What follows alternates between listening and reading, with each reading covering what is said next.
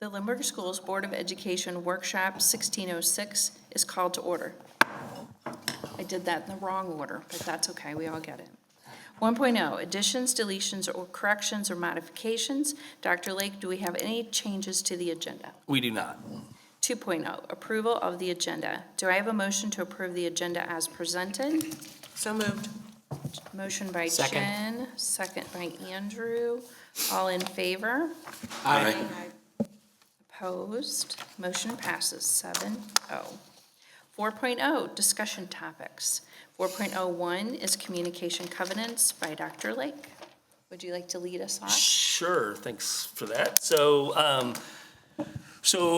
7 years ago, when we started in the school district, as a new superintendent coming in and with the board, we developed a document called the Communication Covenants, and we haven't really reviewed that in the last couple of years. So we're going to take some time here that you get to hear some conversation about how we think it's important to the ways in which we should communicate with the public, with each other, with different outside organizations. And so this is not going to be a real sophisticated conversation. It's going to be, we're going to kind of go around the table up here with cabinet out here as well, and kind of share, something in there that that really stuck out to you, or something that you question, like, hey, what does this really mean? Or, hey, I didn't see this in the document.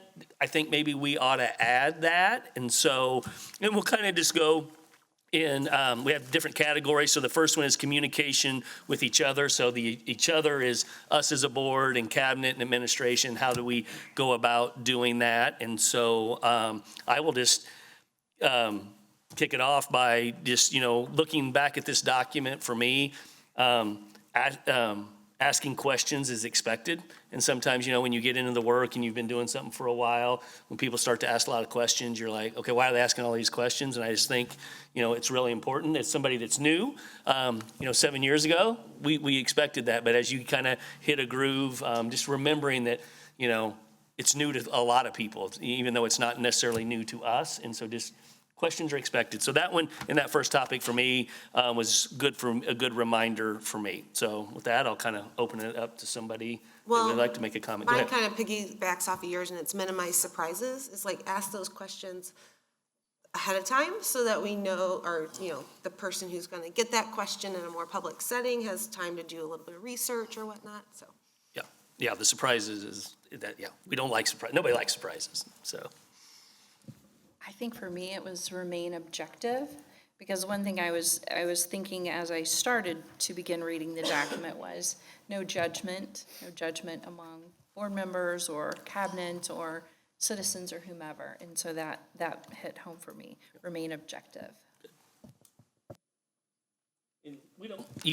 Not everybody has to comment. I mean, if there's nothing in here that, whatever, we don't have to go around the table, but if something's like, hey, I'd like to comment, is there anybody that would like to comment, like, hey, this stood out to me, before I kind of switch to something like, is there something in here that's missing, or just in this particular area? I would just like to say that I try to limit jargon. I know that in education we have a lot of acronyms, so really trying to be intentional about defining those, or making it a very open language use that we have. And I know that for you as board members, a lot of times you've seen our language, you've heard our language so frequently, but I also recognize that our audience doesn't always know what we're referencing when we talk in acronyms. So just being careful and cautious about that is important.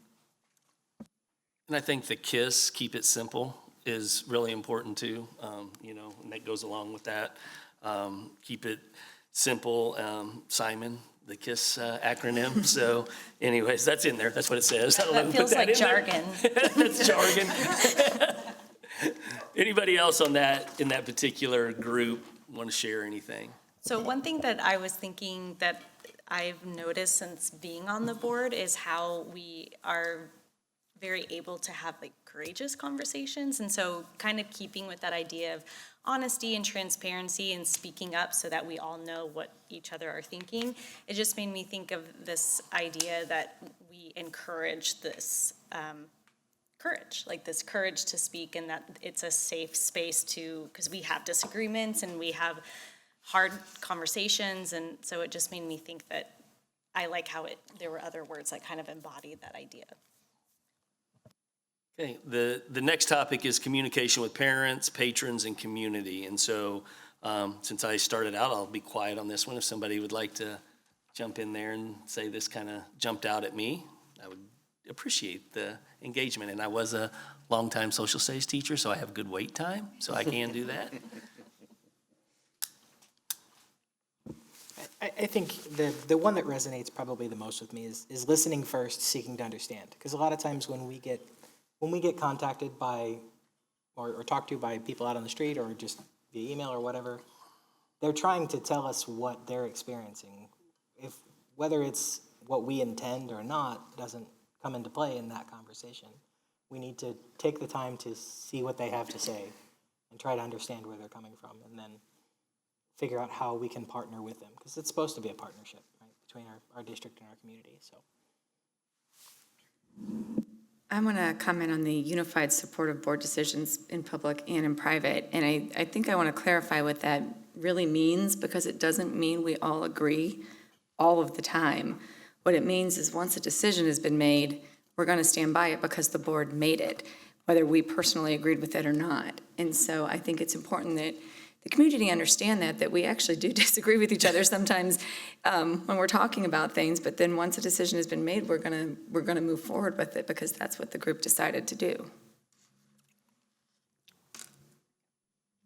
One other thing that stood out to me, because I'm an includer, Dr. Sparks, was when we talked about providing an environment that promotes discussion, our public forums, providing full information, involving the community in the process.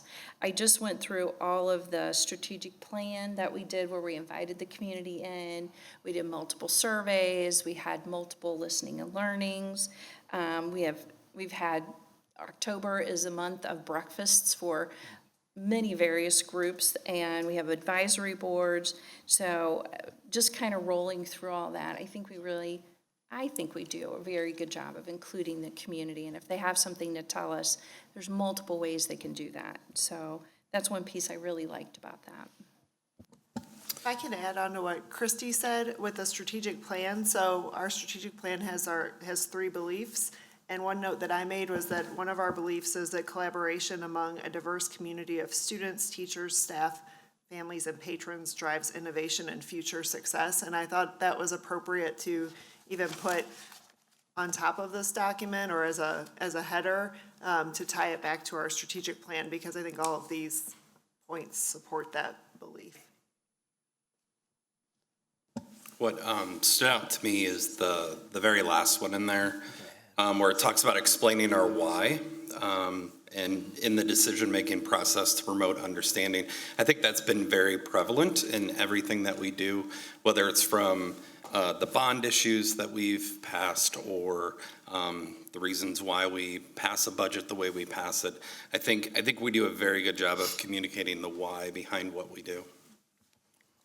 I agree with that, and I think that's especially true when our response to somebody is something they don't really want to hear. They don't agree with what the decision was. It's important that even if we don't agree, at least somebody understands why we did it. And real quick, I'll just jump in because I do think this is always a great reminder, because sometimes when you're in leadership positions, people feel like you can't make a mistake. It's okay to admit when you make a mistake and move on, and how do we make things right? And I think that's really important to have in a document like this, that when we mess up, you just own it. It is what it is. Nobody's perfect. And I do think we as an organization, when we do stub our toe a little bit, doesn't happen very often, but when it does happen, that we acknowledge that, and we do, we own our mistakes. So I think that's really important. I want to make a quick jump in on of course, no smoke screens as you look at finance. I mean, that's a big one, is truth, honest, and transparent with our finances. I mean, that's one that hits home with me. I wanted to mention one last 4 bullets. At board meetings, mention advance information was provided and members are informed for making decisions without lengthy discussions when appropriate for consent items, et cetera. I know before, since I'm newest. Before I got on the board, I was reading the agenda much more closely at home and actually clicking on those documents and opening them up. And let me tell you, the first time I actually opened some of those up and I saw how large they were, I was quite surprised, but also grateful to know, because it can be so easy. It was so easy for me when I was not up here to look at that very short agenda, and especially when we get into discussions about those policy items, it's just letters, but there's a lot of information out there, and it's available for everyone to see, not just us up here. And then in addition to that, just the amount of information we get weekly. I feel very informed, and it can be a lot, and but I'm grateful for that, and just the community.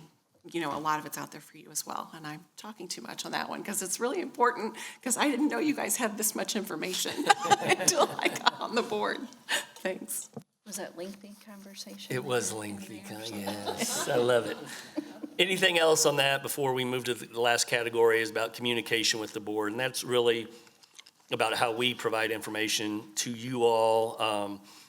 Things on here that you like, if there's something on here that you like and want to emphasize, the one that I had checked for me is one that I couldn't really remember, or I understood. It says request for information from one requires communication from all board members. And I wanted to talk about that with us as a group, because there'll be times that you'll have a question for a board member, or a board member will have a question for a cabinet member, and it's just a simple thing.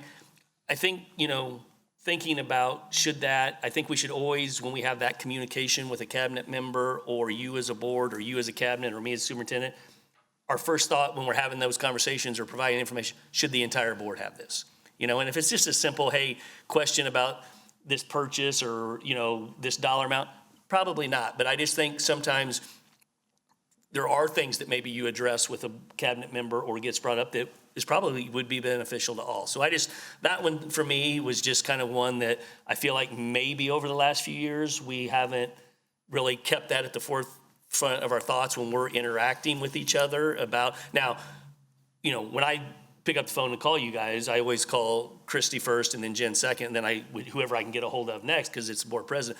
And, in here it says, whoever gets one piece of information, especially for me, you're all going to get it, and that's the way it's always been. But just as we interact, just keeping that like, hey, is this something that I maybe should share with all my colleagues or not? So anyways, just something to think about. I think that's important too, and I get what you're saying, is like over the past couple of years, we've maybe kind of forgotten about that one. Yep. And like, an example of it is when we did sub-pay, not this time, but the time before, like I reached out to you one-on-one and someone else did too, and then a third person did, and you were like, oh, we need to bring this back, like something, is not right here. Yeah, and maybe something, if it's two board members, then that automatically triggers, hey, obviously if there's two of you all or something like that, then let's just put it out there. And the nice thing is, a lot of that information we put in the Friday packet for you guys. If you're not familiar with that, we could write the board every Friday. They get all kinds of information. Sometimes it's really long. Sometimes it's just long. It's always long. So yeah, keeping that in mind. So. And I also wanted to say something about the create an environment of openness.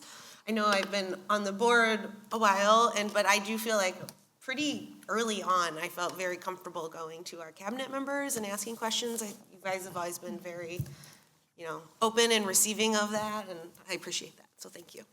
Well, I will say this, I do think that's a little bit unique in our district, because sometimes I'll share with my superintendent colleagues that our board has access to whoever they want at central office, and they kind of, I'm like, they're grown adults. They can have communication with board members, but that is not necessarily a common practice. There are other districts that do it, but that's not necessarily a common practice. So. Well, I didn't know that, and I think that's really important because, the first year I spent a lot of time with Joelle because school finance is hard. So it's really important to have that direct connection. So yeah. I'm glad we do that. I'm surprised to hear other districts don't. All right, there was one, sorry, are we going to, are you going to say something? Yeah. We have one more category, which is really important. It's communication with different associations, teachers, and staff. So how does the board and the cabinet communicate with our teachers, our staff, and other associations? So, and I'm going to let somebody else say something on this one. So. love culture of yes. Yes. That's what I'm gonna say. Like, when we're in meetings with other districts and, oh, well, we don't do that, or we don't practice that, or you're doing your daily job. When we practice culture of yes, it's hard to work with someone else who doesn't practice culture of yes. But I love it, and I think our district has really blossomed, obviously, and grown in this culture, and it's a positive place to be, so. Let me love just that part. clarify to everybody out there, I don't say yes all the time, but what we try to do is, if somebody comes to somebody in our organization, we want them to default, well, can we do that? Or is there a way to do that? Or is there another way? Maybe we can't do it exactly the way it's being presented, but is there a way to do it? Or, hey, maybe it's just a not now. Let's put it over here in the parking lot, you know? Because what happens in organizations, to Christy's point, when you get told no all the time, you got teachers and staff sitting out here, you get told no all the time, what happens? You just close your door and go, I'm good. You know what? I'm gonna stop bringing ideas forward. And then you as an organization and you as an employee or a staff member, you don't grow. And so that culture of yes is just, I do think you're right. It's really helped us grow autonomy and grow voice and ownership and purpose and with all of our employees, I think, so, for sure. Hugely. But I don't say yes all the time. I'm going to add to that one with the why. I mean, you already talked about the why, but with staff and teachers, I mean, to be able to say yes, you have to also know when you say no, there's a why. I mean, everything we do, there's a reason behind it, either policy, procedure, federal or state law, at least in mine is, the why. And we can always problem solve if we want to change, some of those procedures, but there's always a why behind everything we do. It's not just done because that's the way Joelle likes it done, And mine's more of a clerical comment, but I think that, I know this is something we already do. All of our other categories have minimized surprises, and I think that it's just, we should add that to this list because we do that through meeting regularly and just open communication. Yeah, and we do that, a lot of times, we're gonna make a decision, and I'll say to Brian, you need to go make sure NEA is in the loop on that conversation, or another bargaining group that we're gonna make a decision that impacts that group before we actually make the decision, just to make sure we're not missing something, because we think we know, but sometimes we haven't thought about everything, and so all parties being involved in that decision-making process is really important. Anybody else? I think the only thing I would add to these covenants as I read through it is assume positive intent, right? In every conversation you have with somebody, you should assume that they're coming with positive intent. And, let them prove you wrong if that's the case, but more That's good. often than not, you're gonna be right.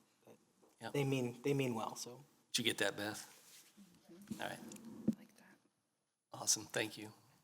Beth's our communications person, by the way, so. I'm not sure if this would fall in there somewhere, but a lot of times we'll get contacted by a member of the community and all of us will get contacted, but then the president is the one who responds. And so I don't know if that's just it should be out there that if you contact us, we're not ignoring you. It's just that once the board president takes over the communication, that's kind of how it goes. She's the one in charge of that then.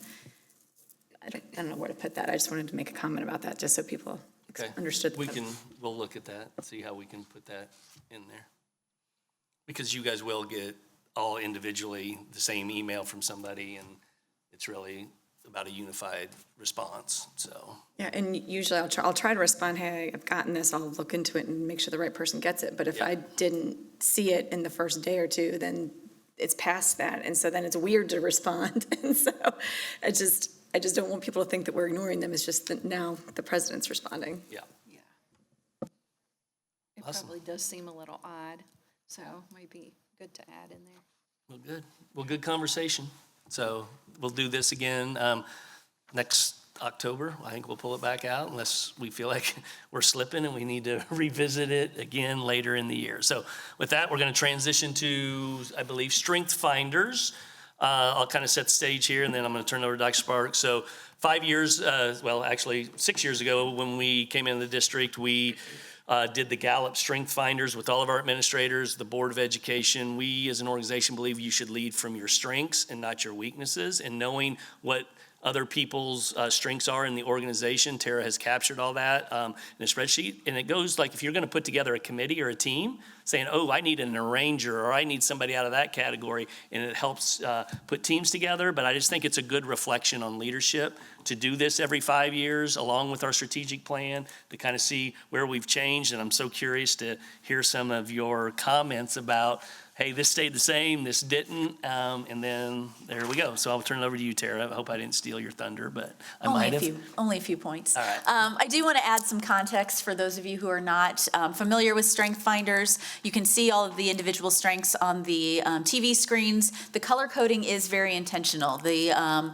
things that are in orange, those are strengths that are related to influencing. Those that are in green are thinking strengths. Those that are in blue are relationship building strengths, and those that are in purple are executing strengths. So it kind of gives you some context for the larger conversation. So while there are these individual strengths, they do fit into bigger bubbles of strength categories. So I'm curious, as you did your Strength Finders, what resonated with you in the strengths that were identified? It's fine, I'll start. It's all good. So my number one strength came across as strategic, which wasn't a big surprise to me. That's where I live most of my day-to-day. I was interested to see and initially put off a little bit by the fact that in my top 5, I don't have any blue. So it would indicate that just from those top 5, I don't build relationships very well, right? And then I went ahead and purchased the next level, right? And I went through the leadership report because I was like, I wonder where it is. And sure enough, number 6 is a relationship building. I'm like, okay, so I'm not a garbage human. I'm just stronger in some areas than others, right? But it was a neat opportunity to look at, and I'm actually taking it back to my team and in my professional world, and I'm going to have us all do this and have a similar conversation just around, hey, what did this tell you about yourself that you didn't know?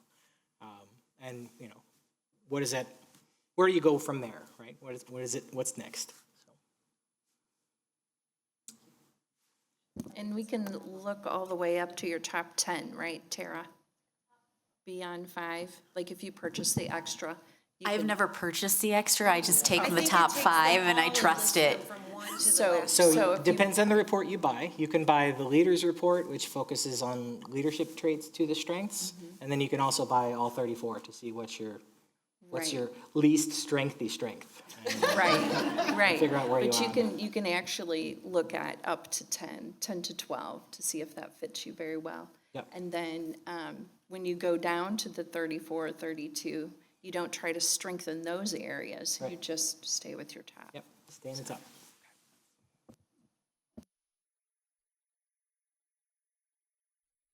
If Megan doesn't want to comment, then Jen, do you want to comment? Yeah, it's just, Jen said, Whoever wants to talk. Dominic, what about you? Mine fell more into the executing, so I would have liked to seen a little more green in mine, but mine fell more into executing, and that's kind of what I do here too, is the things that we do, we try to make sure that we execute and put stuff out there, and one of them is consistency too, making sure that we have consistent, our practices are consistent, so.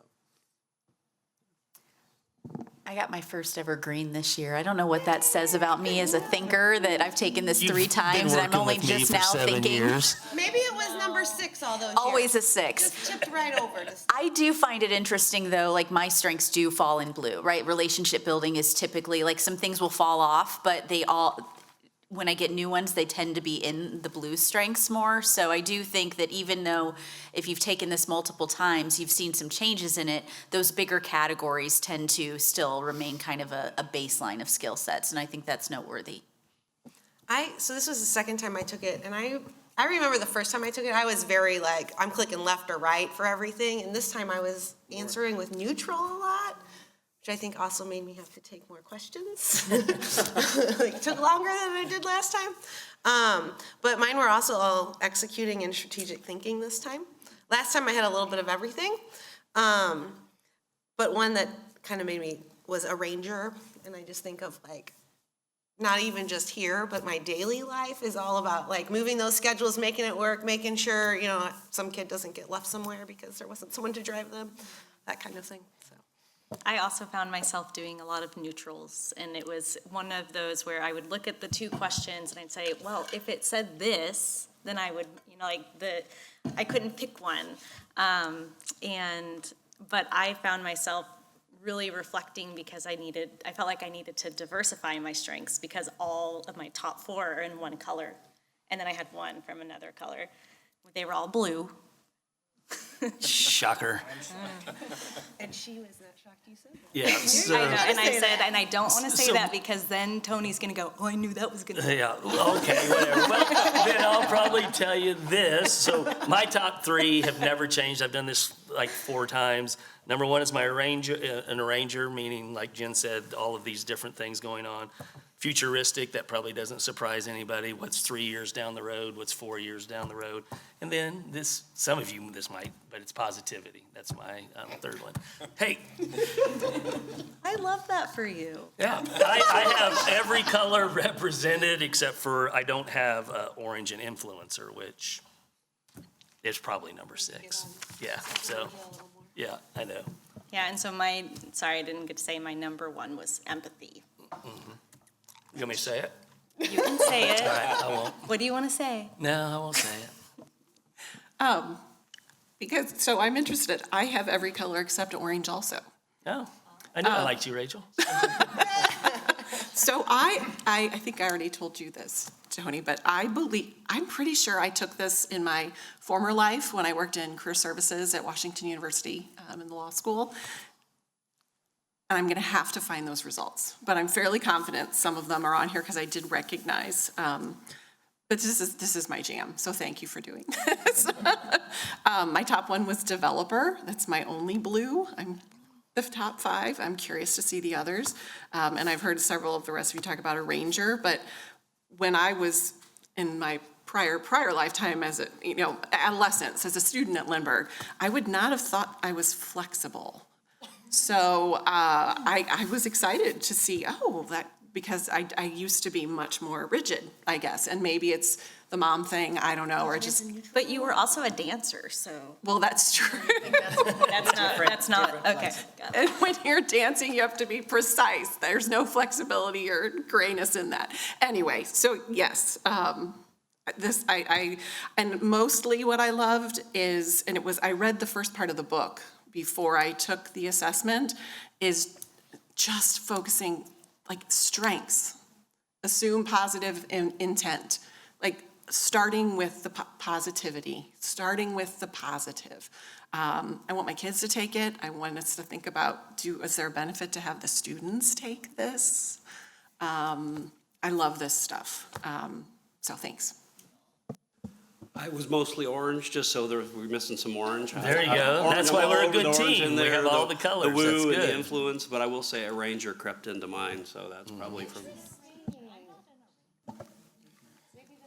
Anybody, anything else? Because we're kind of running a little over. We got some, go ahead, Matt. I was gonna say, real quick, my top 2, they're right on from last time, developer and includer, both blue. But the one that surprised me was a restorative, and it was under executing. So, yeah, that was surprising to me, but yeah, I like it. I will say I was glad they put a time limit on the questions, because I timed one out, and then I was like, oh, I'm just supposed to trust and I just started. I was strategic all the way. I took it a year ago and it was all green. All of them were all strategic traits. But this year, 1 blue crept in. That's the relator. So there we go. I'm a little teeny bit blue.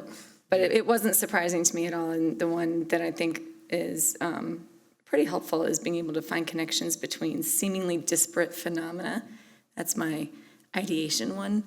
I do find myself doing that a lot. People will be looking at me and going, where are you going with this? And I'll be, squirreling all over the place. And then you just tie it together at the end with a nice little bow, and it seems to work out. So that didn't really surprise me. If I could, Yep. just take a second. Yep. One that crept in for me was woo, and I remember last time we took it, Brian was woo. And I was thinking, I will never have woo. Why do I have woo? And it popped in, and I'm like, what is this? But it really does make sense, and so I have What some is woo? green. Woo? Leah, what is it? That means you love the challenge of meeting new people and winning them over. You don't see very many HR guys with woo. That's why Brian's so good at his job. So I have some green, blue, orange, and no purple, which is weird for me, but no purple. All right, thank you. Awesome. All right, next topic. All right, we're going to move into teaching and learning. We've got guests who are joining us. As you know, we are working to continue to support our Diploma Plus. And with that, this year, we have our EMT program. So I'm going to welcome up Dr. Fick, Taylor Merca, Derek Day. And then we also have our students whose names are not on this slide. They're on an upcoming slide. So we'll make sure to get you included on that. So I'm going to turn it over to them to share with us about the EMT program and how it is going this year.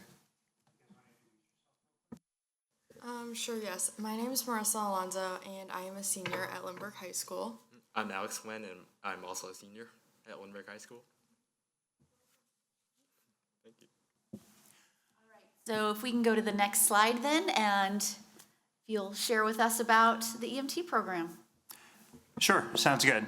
I'm Dr. Fick. I work at the high school. I work with science, and I also work with career and technical education. And I'm just going to do a real quick overview of what we're doing, and then pass this off to the experts. So this idea was born out of the thought that we wanted to create more opportunities within medical and medical science.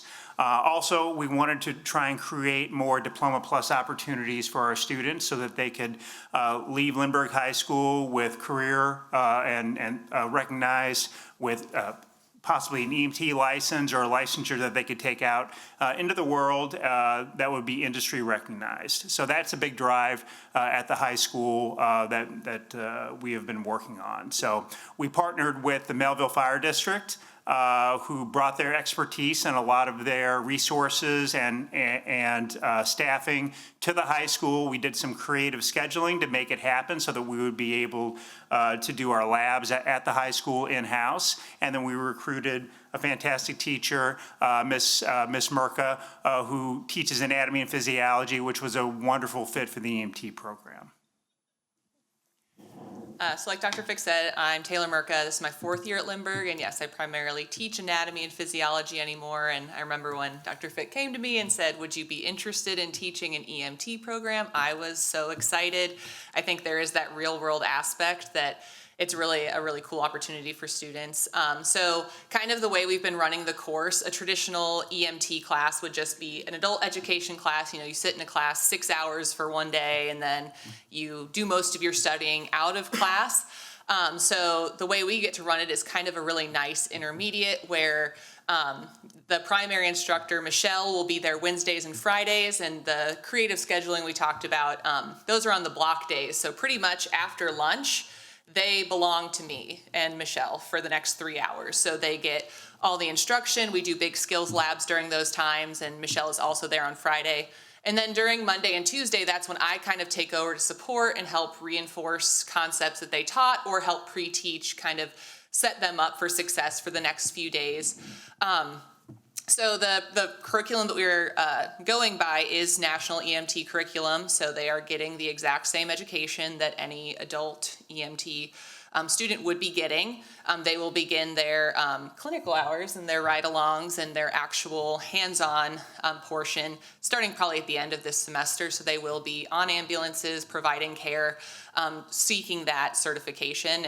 And that's about where we're at right now. So we're really just at airway management, which is the start of the hands-on, more practical application bit. So I'm really excited.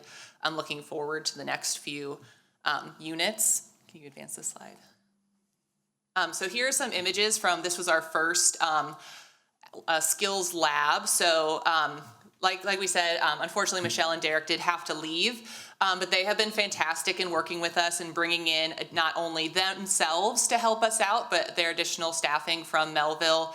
They brought in some pretty top of the line simulators for airway, and they spent a whole 3 hours kind of getting to practice putting in nasopharyngeal airways and OPAs, and they got to practice suctioning and all of these hands-on tools. So we could not do that without their intervention. They also sponsored our kits that each student received with their own stethoscope, their own, all of the equipment they would need going forward as well. So we are very grateful to them.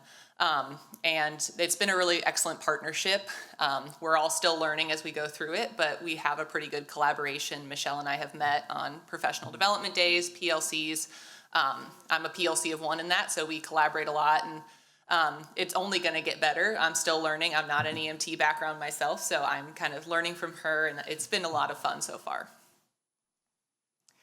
Okay, and then I'll kind of kick it to our students. So first I just want to hear from you guys, like, why did you decide to take the class? What really inspired you to join EMT? So my counselor actually brought this class to my attention. I was trying to figure out like a filler for a class that I could take my senior year after, taking a lot of classes. And so I initially want to be a nurse. That's what I'm going to college for. But I decided to take the EMT class and get like that hands-on experience that I could just learn and carry that stuff with me. So I've always been interested in the medical field ever since I was in 6th grade, so fresh out of elementary school. Every time I went to the doctor's office, I always thought it was the equipment that they use was so cool. And then as I grew older, I put more thought into it, and I actually appreciate how doctors like devote their lives into helping people and saving lives. So when in my junior year, I saw the EMT program, and I thought, hey, that's new, and that's when it really piqued my interest, so I decided to take it. Awesome, and what has your experience been so far? And please feel free to be honest. As our first year in the program, like, you guys are our most valuable resource in terms of feedback, and I just want to hear your experience from your perspective. So the labs have been a lot of fun, I would say. It's just really fun to work with our classmates too on that and just get hands-on experience. And I'm excited for the end of the semester to do like ride-alongs and everything. The workload is quite a bit. There's a lot of studying that goes with along with it, and just a lot of remembering techniques and skills. But I would say overall, it's been a lot of fun. So it's very engaging compared to the other medical classes in the school. It's hands-on and it's actually practical, and as long as you're dedicated, then it's smooth sailing from there. Well, I'm glad to hear you guys are enjoying it. I mean, I'm enjoying having you guys in my class, and it's very, having just discussions with you guys, they're just so animated and into it, and it's a level of engagement that I wish all of my students always had, but it's been a lot of fun teaching them. I have a quick question. Is it a semester-long program or a year? It is a full year, Okay. Plus a little bit into the summer, which kind of gets into the next little bit. So the outcomes of this course is a full EMT license. So after the completion of this course, they will be ready to take the National Registry exam, which is a kind of adaptive exam. So it will adapt the level of the difficulty based on how they're doing. So it is a pretty high cognitive level exam, and then plus an additional psychomotor exam, which is more of the physical capabilities, like can you physically handle the task of being EMT along with all of those skills based. And then once they've completed that and they've passed those pieces, they can apply for their national EMT license and begin practicing immediately. So they will come out of this with a marketable skill that they can use. Is the target EMT basic or EMT IV? EMT basic.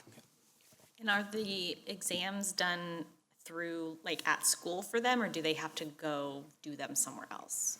So we will facilitate the purchasing of that exam. That will be on the students, but as far as I know, I think that would be an off-site testing. I'm sure Derek and Michelle could speak to that more specifically, but we will help them sign up for that. I have a question that's more for the students about this program.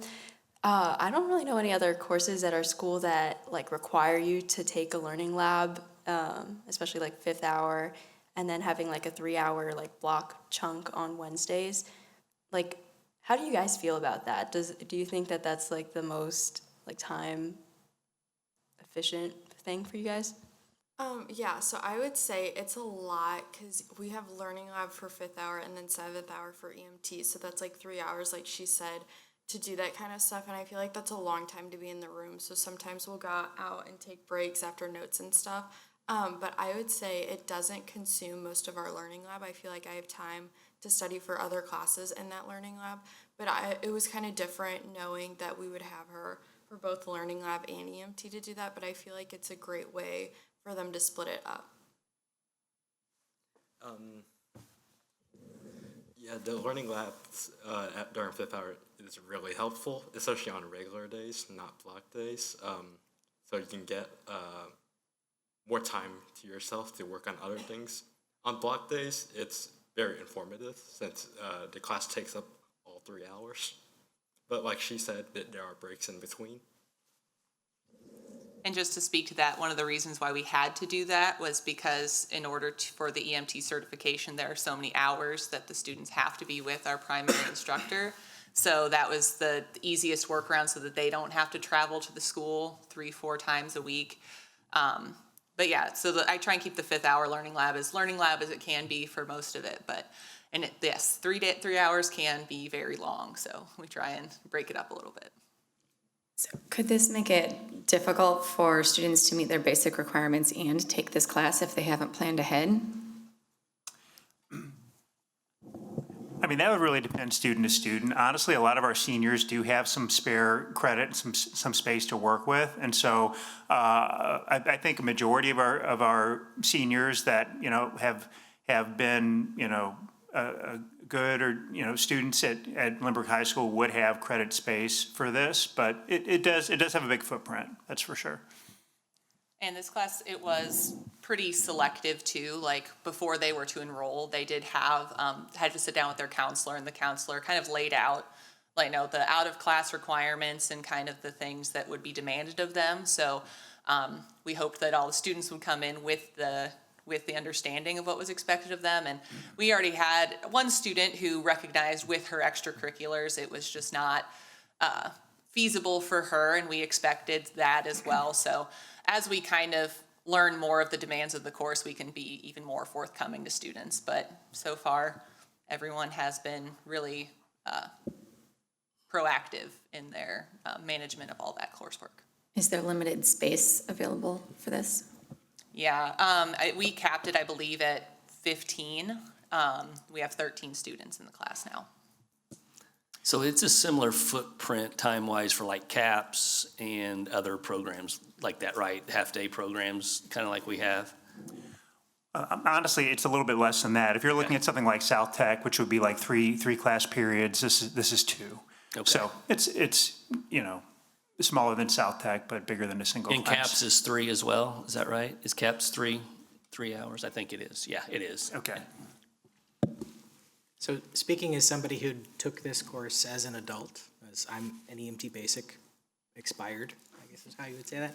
It was many years ago when I was a volunteer firefighter, but it's really exciting to see that you guys are getting this now, and it's setting you up for that next step, because it's a rush. It's an interesting place. You'll see things and meet people, and it's a really neat place to be, and I'm excited for you guys to get further into it.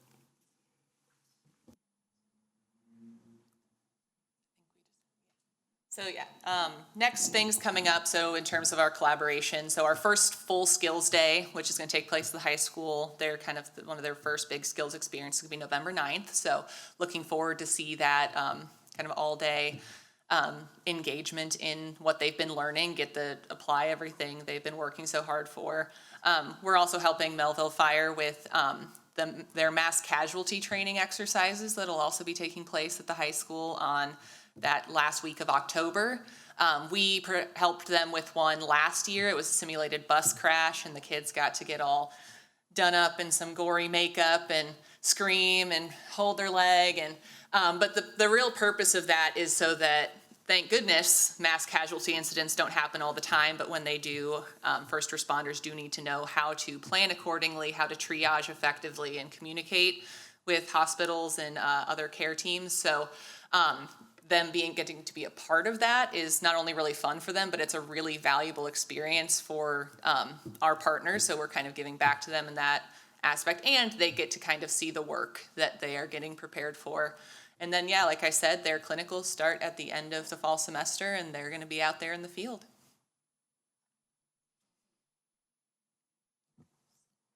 Any other questions? Very cool. Good job. I love it.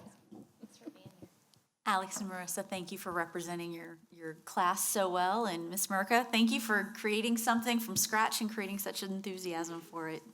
Thank you, Dr. Fick. You too. For all the things. All right, we're going to go on to the next slide and talk about what the micro school, which, as you know, we have been in development of since last year when we did the embedded credits and academies task force. I will, spoiler alert, I will tell you that we are working away from using the word micro school because we officially have a name that Grace Jones and Elizabeth Rechtine and Jessica Fisk are going to be able to share with you. They are 3 of our 6 teachers who are working on the development of this program to go into effect for next year, along with our high school administrative team, one of our counselors, and our instructional coach at the high school. So I'm going to turn it over to them to share about the micro school. All right, so we've been working really hard over the last 9 weeks on this, and we have determined that our micro school will be called Lindbergh Impact. And our kind of motto, slogan, guiding principle is the concept that every learner has an impact.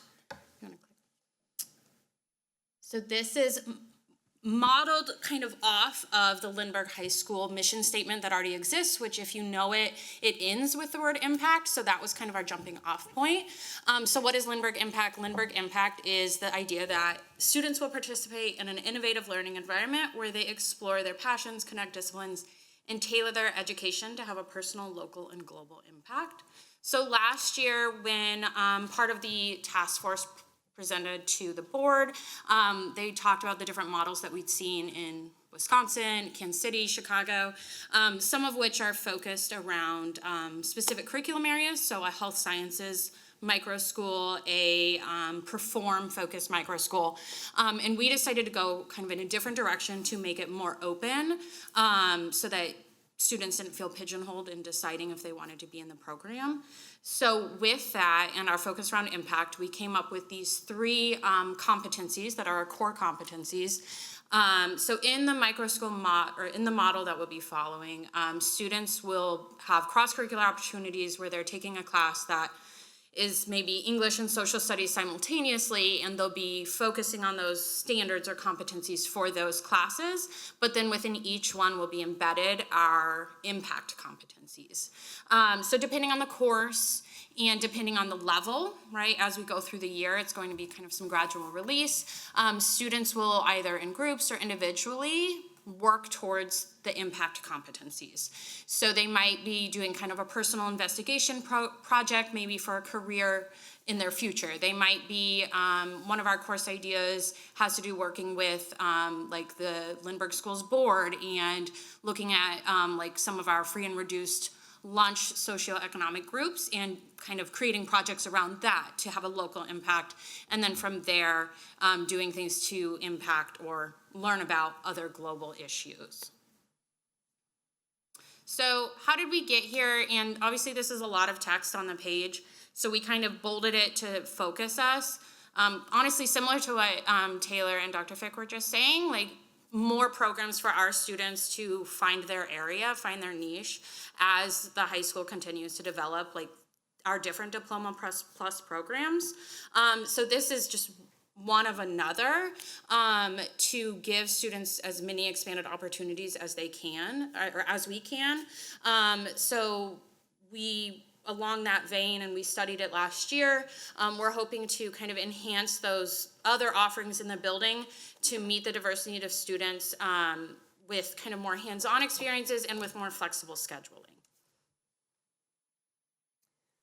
So when we started, thanks. When we started, we talked a lot about what our micro school would look like and how it would be different from our traditional setting, which we all agree is very successful as it is.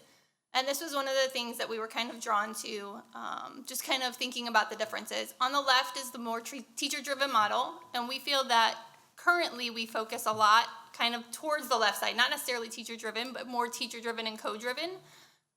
What we would like to do with Impact is focus more on the right side, more learner-driven, students setting their own schedules, being given more choice in how they are showing us that they've met competencies, by creating their own projects and their own learning outcomes and things like that. This is another area that we kind of evaluated how we were similar and how we were different. Again, thinking about the success that we already have and how can we build on that and offer students something that would benefit them in a different way. So currently on the left side is what we feel like we're doing with LHS now. In the middle is something that we think that we would share. And then towards the right, the Impact, we hope to focus more on learner-driven, time and space, curriculum that is more created by students with our input, of course. And we recognize that up front it's going to be more our input, and we'll have to kind of train them to become more student-driven on their projects and things like that. Students owning their own learning and tracking their own competencies. This would be a competency-based program. And so a lot of the schools that we visited, we saw that students had LMS systems where they would actually log in daily and see what competencies they needed to meet, and then they could focus their schedule on meeting those things. So this timeline or schedule here is a sample day in the life for what we're thinking for next school year when we roll this out with our 10th grade students. We certainly have visions and plans for what this is going to look like years down the road and what we would love to see happen as the program grows, as we add more classes into it, we add more opportunities for students to earn competence beyond just what we're thinking for next year, but we want to kind of step in gradually, get our feet wet, see what works, what doesn't work, and not overwhelm ourselves too much year one. So our plan for next year is that first through fourth hour, so in the morning before power lunch, students would take regular classes in Lindbergh High School. Our goal right now is that our 10th grade students would still be in their core math and core science classes in that first through fourth hour. As we got into building seminars and looking at cross-curricular opportunities, we learned that a lot of the content and foundational knowledge of science and math is something that we wouldn't necessarily be able to roll into those seminars and workshops, and we'll talk about those in just a second. So giving kids core math and core science still to then hopefully when they're junior, senior year, they can kind of work that into the Impact competency plan eventually. So core math and core science first through fourth hour plus some elective opportunities there. After power lunch, they would be in Impact for the remainder of the afternoon. They'd be in seminars, which are the cross-curricular courses, and then workshops and some flexible time working on projects, whether group or independent.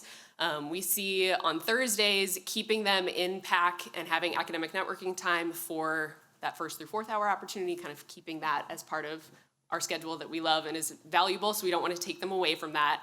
And then Fridays being a very flexible day with opportunities for independent study, maybe internships, community connections, going out into other elementary schools, the Early Childhood Center, eventually the Farmers Club, getting lots of chances for them to get out of the classroom and into, the real world is our goal.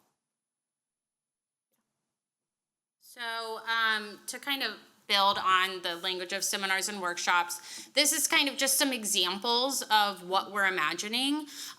So our seminar model would be 5-week-long courses that they would be kind of enrolled in, and that wouldn't necessarily be what was on their LHS official Infinite Campus schedule. That schedule would most likely say Impact English, Impact Social Studies, generally speaking.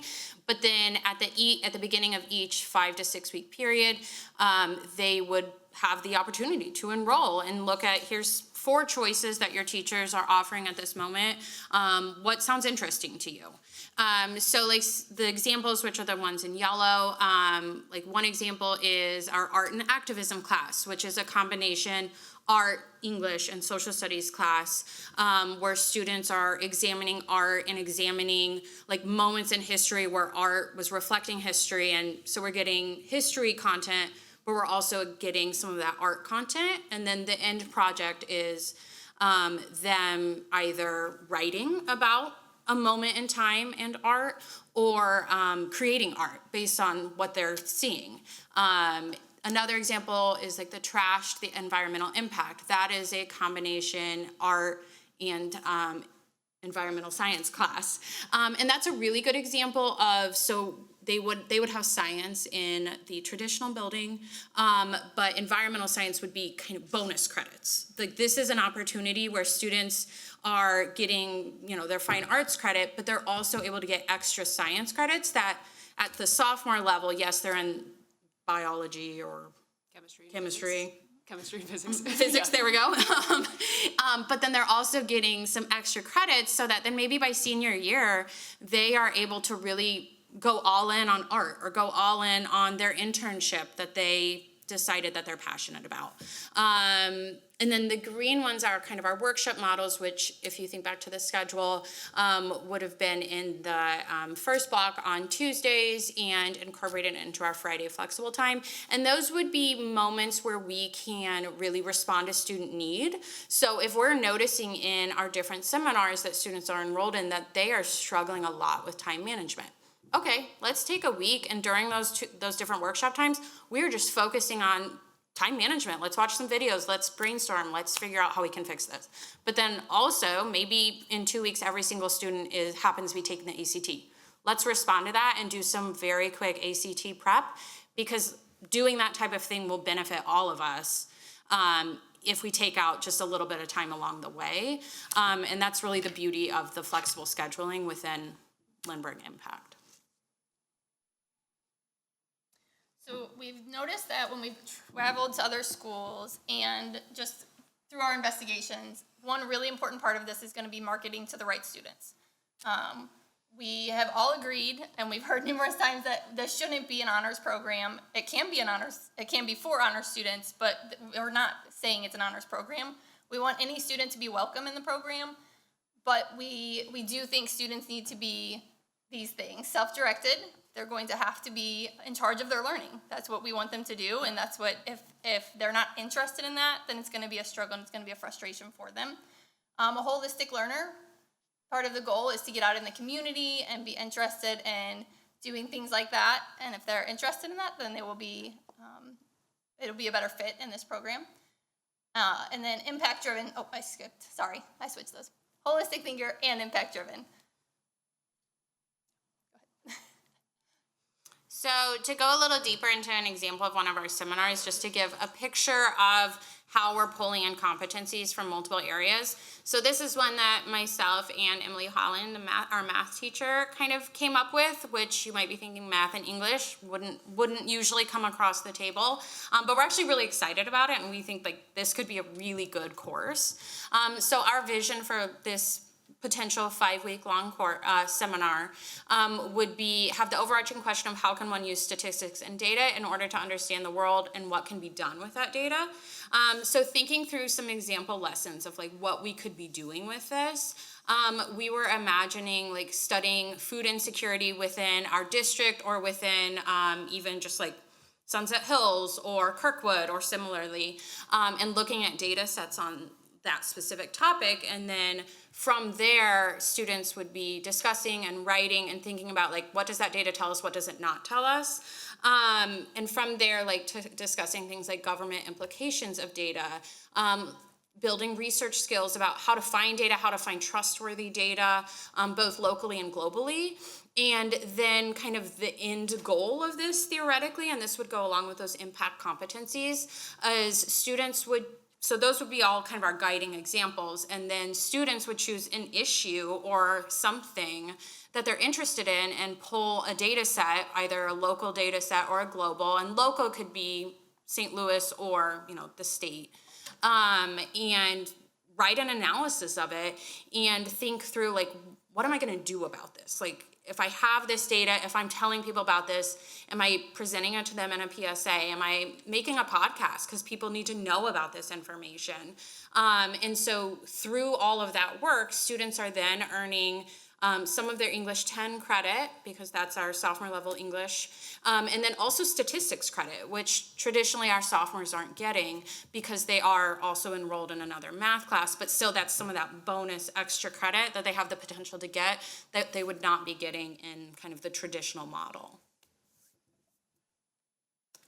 I will say one thing before we have questions. With our plan for next year, we're using that afternoon time for students to get their English 10, their US government, and their fine art credit. So those 3 blocks of the day, they will walk away at the end of the year having met those credits through the competencies bare minimum with all of those opportunities for extra in those elective areas, pulling in math and science, pulling in some cultural competencies from world language, lots of opportunities to add extra things that would go in their elective credit bucket.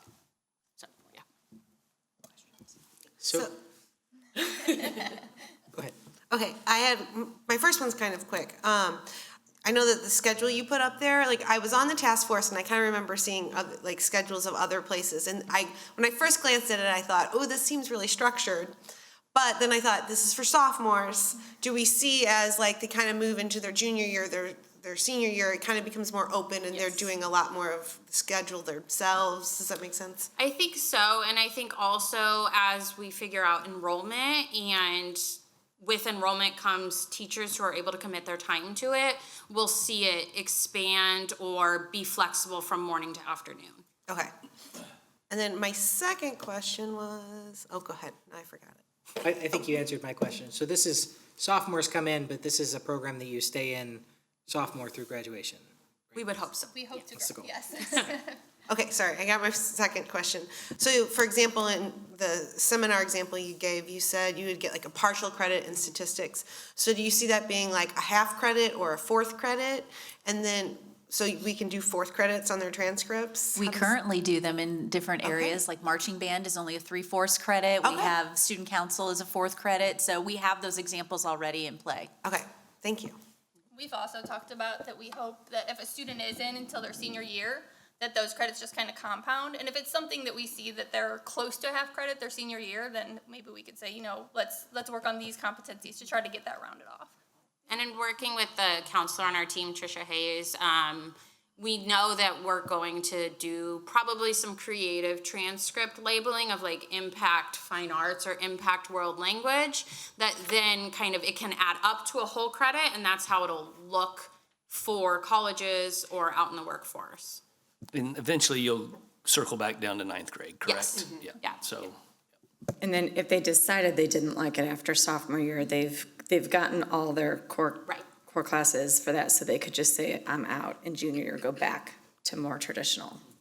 They just might have like a weird random 4th of a credit hanging out They there. might, yeah. But our goal for the like core ones would be, that would be as whole as we can possibly get them. And so let's say you have a class that you're mixing something for social studies and something for ELA, then they do really great on the ELA part, but their social studies analysis is a little off. That same project could get like both an A and a C, like for the same project. Okay. So I know you said a little bit about what the student looks like. So will there be like an application process to come into the program, and what does that look like? I think we're imagining some kind of forum with questions. We've gotten some inspiration from Parkway North when we visited them last week about some questions to answer, mostly like, why do you think that you would be a good fit? One question that they asked that we liked was, if you could teach a topic that's cross-curricular, what would you want to focus on? Which we think is a good question to ask. So application process for sure, just to see student interest. Probably some kind of conference, not really a formal interview, but just a one-to-one conversation with the student so that we can better explain what to expect and they can ask questions and get informed about what it is they're gonna actually be signing up for. Probably some teacher recommendation in that process as well. I think it'll depend on what load we have, how many students are interested. If we have a ton, we might have to then limit numbers, or we might have the right number and be able to accept all of the students. It depends on what our interest kind of looks like, but some kind of process for sure. How are you planning on getting the information out to students so that they know what this is and so the parents understand it too? So our current deadline is we are presenting at Diploma Plus Night, which is November 21st, I think. It's the Thursday before Thanksgiving. And then from there, I would imagine that like in the month of December and going into January, we're holding, like presenting to the 9th grade class during PAC 1 week, and then presumably holding like Q&A sessions or something along those lines as they go into registration. Curriculum night is another opportunity in January for families. So really, you know, a lot of this is that marketing piece. This is on the agenda for parent leadership on Thursday as well. So continuing to, I mean, I have to give credit. They have done so much work in the short time that they have been given up to this point. There's still a lot of development still to come, but the biggest thing has been like to provide these clarifying points of what does a day look like for students, what will the experience, what will be the credit attainment look like, and those pieces are really all coming together very well. So we have the opportunity now to start, you know, sharing that out with our families.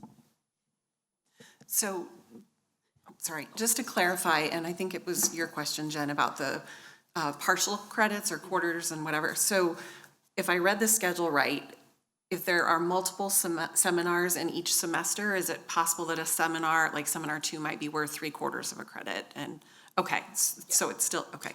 Can you enter if you, after 10th grade?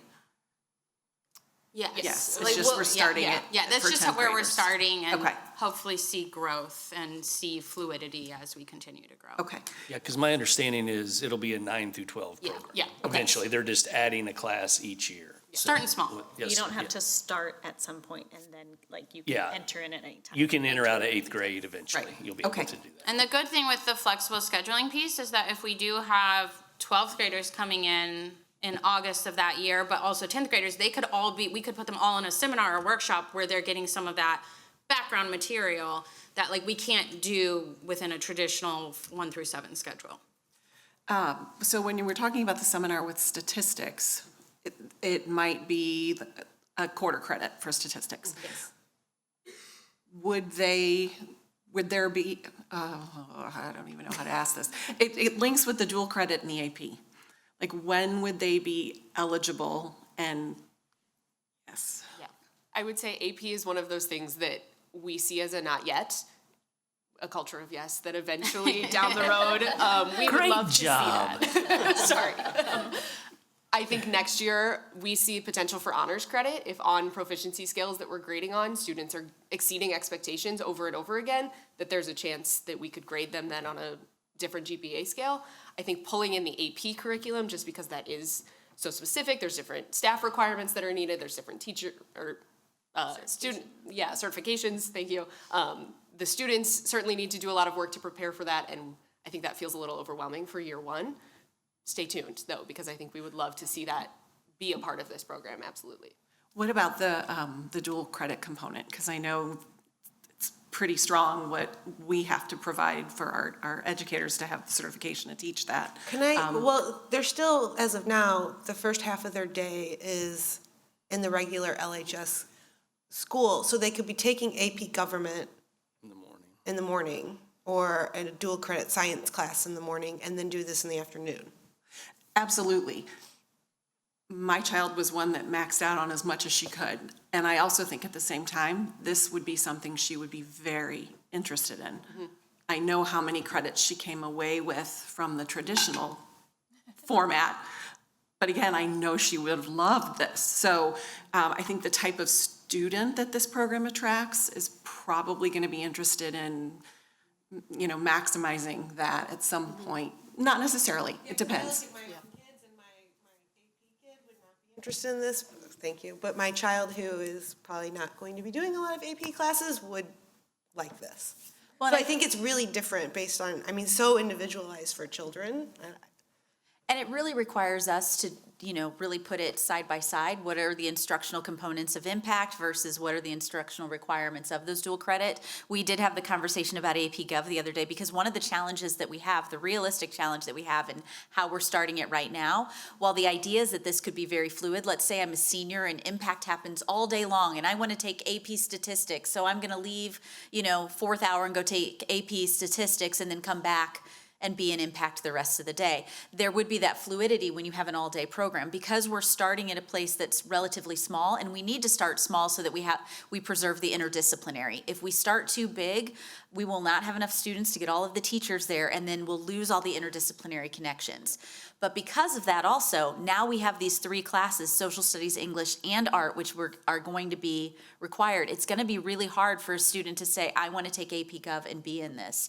So we opened that conversation actually just on Monday that was yesterday. Yesterday, about would it be possible for us to look at the AP? And we just want to hedge that right now because we don't want to overpromise and underdeliver. But that is a conversation, and I think the dual credit falls into the same realm. We just don't have all the answers yet. We need to get them quickly because students are going to be knocking on the door saying, is this the right program for me? But those are still those pieces that are hanging out there. I have a couple comments. Like, as a student, like, seeing this presentation, I think that this is really cool. If this was introduced to me going into 10th grade, I think this is definitely something that I would have really considered. But I feel like the one bummer, I guess, that I'm kind of seeing with this is that it kind of just conflicts with so many of the other opportunities that we have at Lindbergh. Looking at this sample day in the life schedule, I mean, you have your first 4 hours of like regular classes at LHS, and then afterwards it's just all this like impact. I'm thinking about like the schedule that, like the required credits for a sophomore.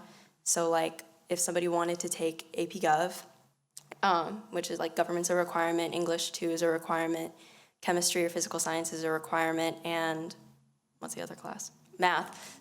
Some sort of math is a requirement. I know, like, you know, you can't do marching band with this, you can't do orchestra with this, and then after lunch you can't be in Stuco and do this, you can't be in yearbook and do this, because it all just kind of conflicts. So I guess, would it be possible for somebody to just sign up for maybe like, because since it kind of operates on like a block day schedule where you only have specific classes on specific days, would it be possible for a student to sign up for maybe just seminar 1, seminar 2, and then kind of have the rest of their schedule, I don't know, work around the rest of the program? Or is it just like kind of all or nothing? This stage, it will mostly be all or nothing, and I will push back a little because like band and orchestra are largely in the morning, so those are untouched, because if you have 1 hour of band, you can still fit in math and science and still have an extra hour, right? If there's 4 hours in the morning.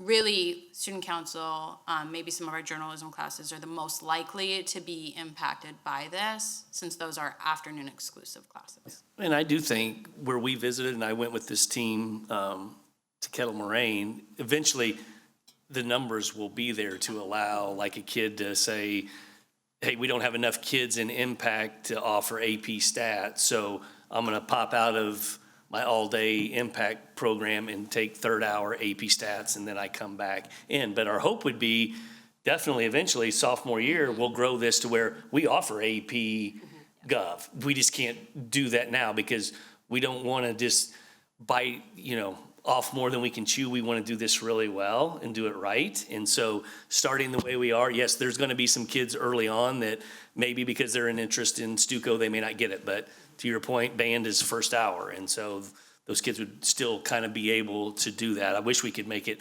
and eventually what I love about this is this, we went and looked at these theme-based micro schools. I love this because if you look at our success measures, one of our success measures has been about personalized learning. This is personalized learning at its heart. You can theme it, a kid can theme it however they want to theme it. And if it's engineering, if it's medicine, if it's whatever it is, they can theme that, which is what I love about it, and I'm really excited about it. I will say this, the marketing concerns me, because I had a conversation with somebody about getting all of these impact teachers in front of all 10th grade English classes for 15 minutes, 20 minutes, go in, make sure every sophomore hears this, make sure they have this information. I know that may give freshmen, for the sophomores, freshman English classes, that may give the freshman English classes a little bit heartburn, but I'm publicly on the record saying I would support something like that to get this program off, to make sure that people have the right information and they, and then parent evening or whatever for kids that show interest or sign up, specifically gathering those kids to say, if you got an interest, let us know, let's invite your parents, let's have an evening, let's do those kinds. So anyways, I have more thoughts on that, but Tara and I had a conversation about that the other day. I think, sorry, more of what I was saying with like the music programs and this, I don't think I articulated it very well, but what I was trying to say is that I could see a little bit of hesitation from students involved in those programs and entering this program, just because like it wouldn't be possible for them to do like music and then all 4 core classes without having to rely on the embedded credits in this like cross-curricular But they're thing. not taking 4 core, they're only having to take math and science as their core. And But for like sophomores, they're required to take. But they're getting that in English this are with program. us.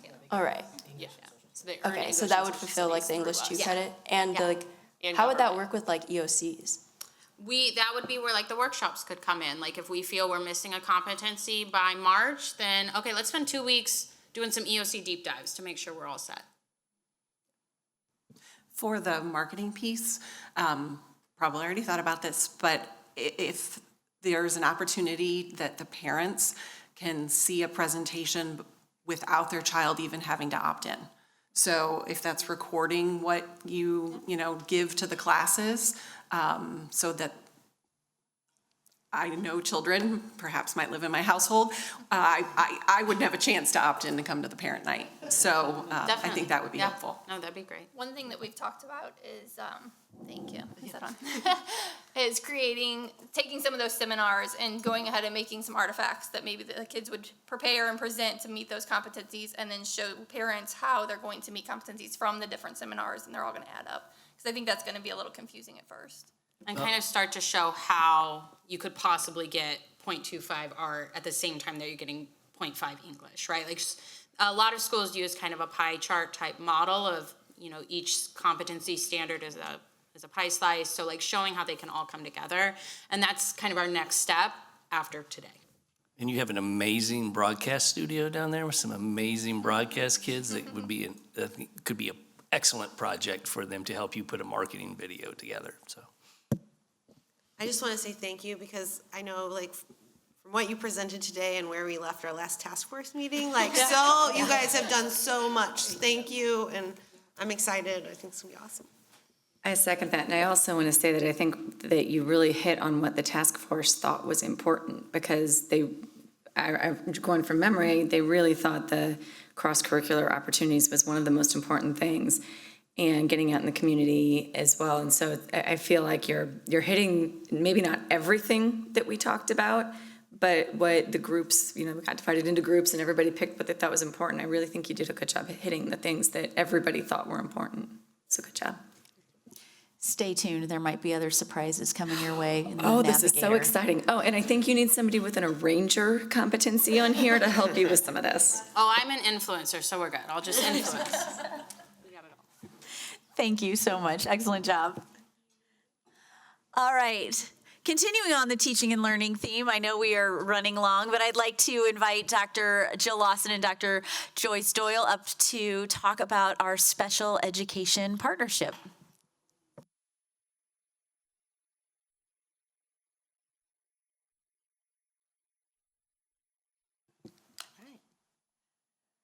Well, thank you so much for inviting us to join this afternoon for the board workshop. I am Joy Doyle, the Director of Special Education, and I partner with my liaison, Dr. Jill Lawson, in providing special education services for students here in Lindbergh who qualify. I'd like to begin with a little bit of data, taking a look at the way students who are living in the Lindbergh School District receive services from professionals provided by SSD. So you might see on this slide 16.9%, but actually I checked on October 9th and it's really at 18.7% of the students who are in Lindbergh schools who physically attend and qualify for special education, and so have that individualized education plan or an IEP. But in addition to those learners, there are also students whose needs are so significant that they attend a special school district separate public school, for example, Southview or Bridges.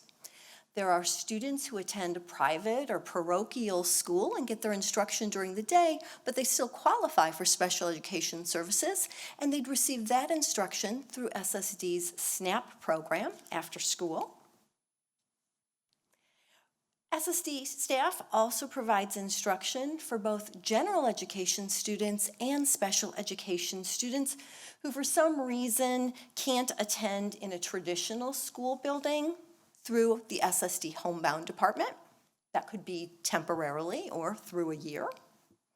We also serve students who would live in the Lindbergh School District but are in a county detention center or a treatment center.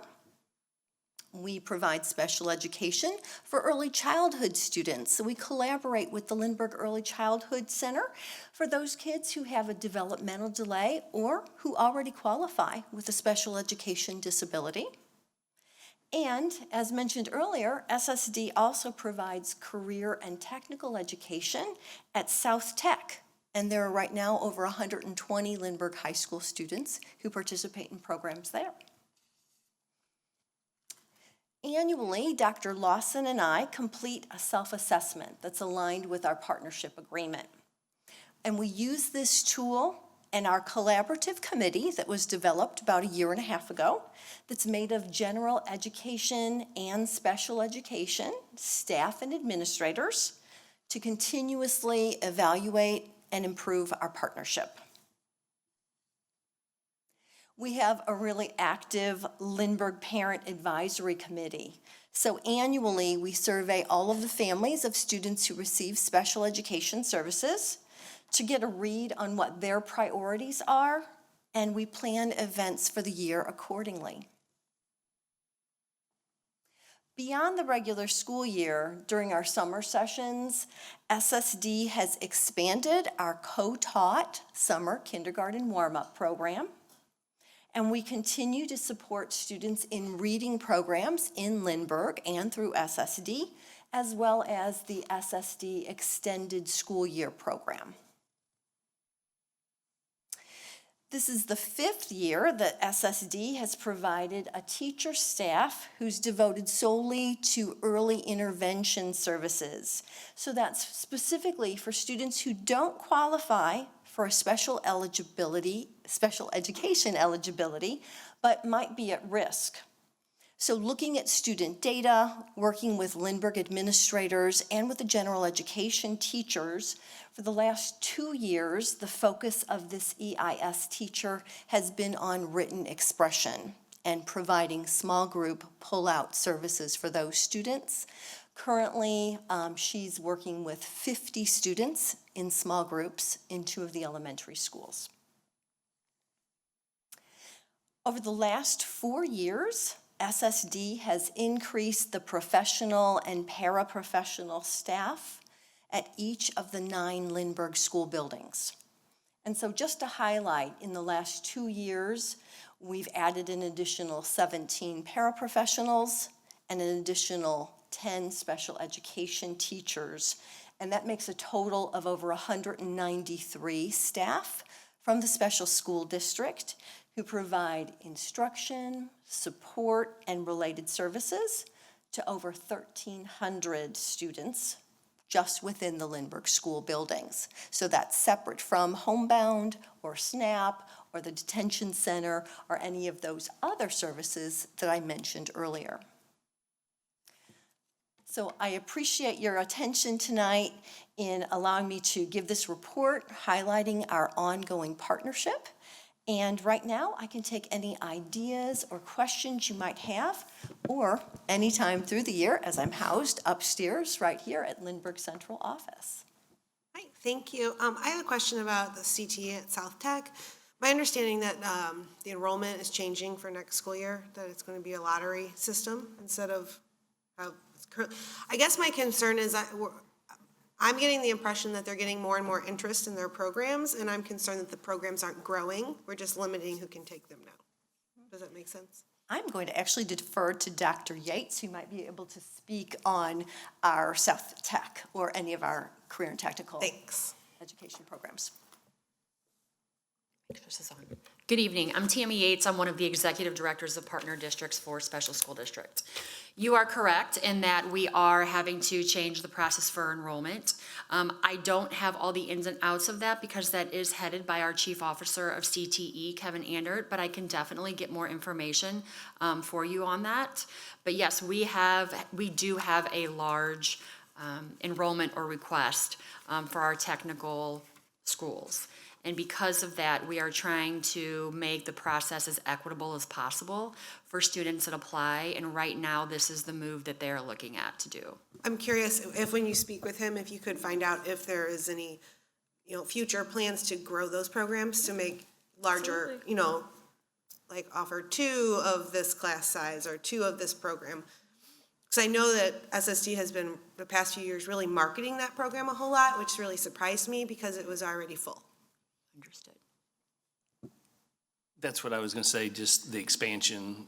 There's quite a bit of land there at South Tech that we could possibly do that. And, I've heard other superintendents say, well, I don't wanna replicate programs at South Tech. Well, we kind of do, just because there's the interest, like veterinarian and the medicine, anything around there. So, we have to, if we're gonna have to replicate it here, then, what does that partnership look like moving forward for dollars potentially to help us pay for some of our Diploma Plus things if you aren't able to house them, or offer them to. So anyways, I would be interested, or Dr. Sparks would really be interested in that conversation. Sounds like a task force, Tammy. I know. I'm like, Dr. Sparks, I'm gonna have to connect you to Kevin Andert and see what we can do.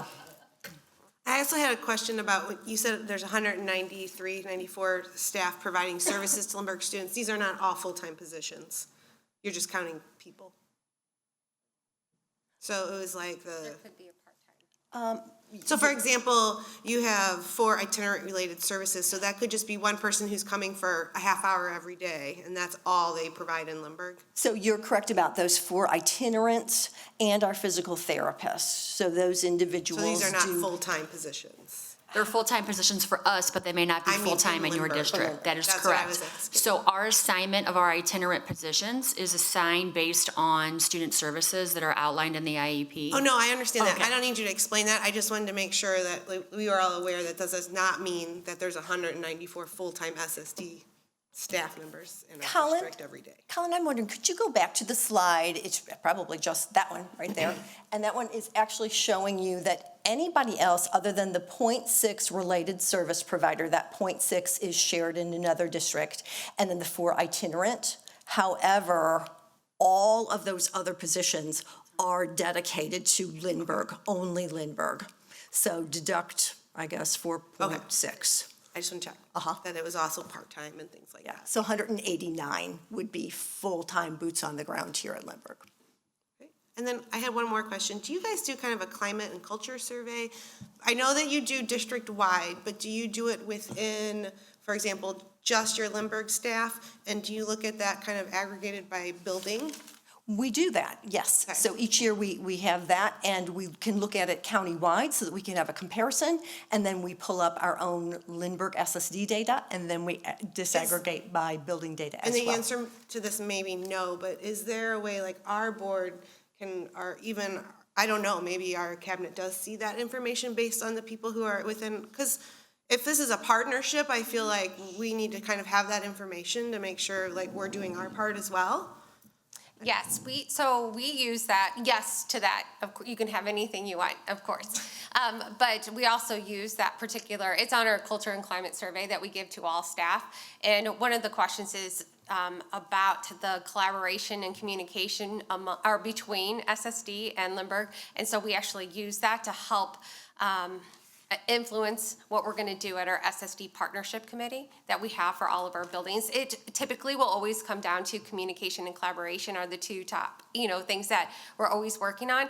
And I think one of the challenges that we're trying to face is when you throw such a broad term like communication and collaboration out there, it's really hard to know what that means to each individual. So we spend a lot of time at those SSD partnership committee meetings trying to define what would it look like, what does it sound like when we're truly truly communicating, when we were truly collaborating with each other, because what communication may look like for one individual is not the same for another. So we spend a lot of time with that. But to go back, you can have any information that you want, of course. Well, and I didn't mean that Lindbergh is collecting, I meant that SSD is collecting, so I just Together. wasn't sure It's how. part of the, yes, it's part of the, I think last year we added it to our district culture and climate survey for perfect, staff. One of the things that we will find is that we just have to get all of our teachers participating. And a lot of times when teachers are new to the district, they don't answer that particular question because they don't know, they just don't know yet. So that's one of the things we're trying to build, the participation of it. And to really clarify, so not only is there that question on the Lindbergh survey, but Special School District has our own panorama survey that all special school district staff take countywide, and then that data is disaggregated by district, and we use that to Do you also create- look at it by building? Yes, we do. Okay. Yeah. Thank you. And that's how the coordinators come into play as well, because then I look at all of it, and then we disaggregate, and then they look at by building, and then work with their building principals and their own staff. Thank you very much. I know in the past couple years, there have been trouble getting subs. Are we still having that problem, or has that gotten better? We are not having that problem. It is Okay, getting much better. excellent. So actually, the current data is, on any given day, between 91% and 97% of our sub positions are filled here in Lindbergh. I had a question around the early intervention services. The idea there being to help meet an immediate need.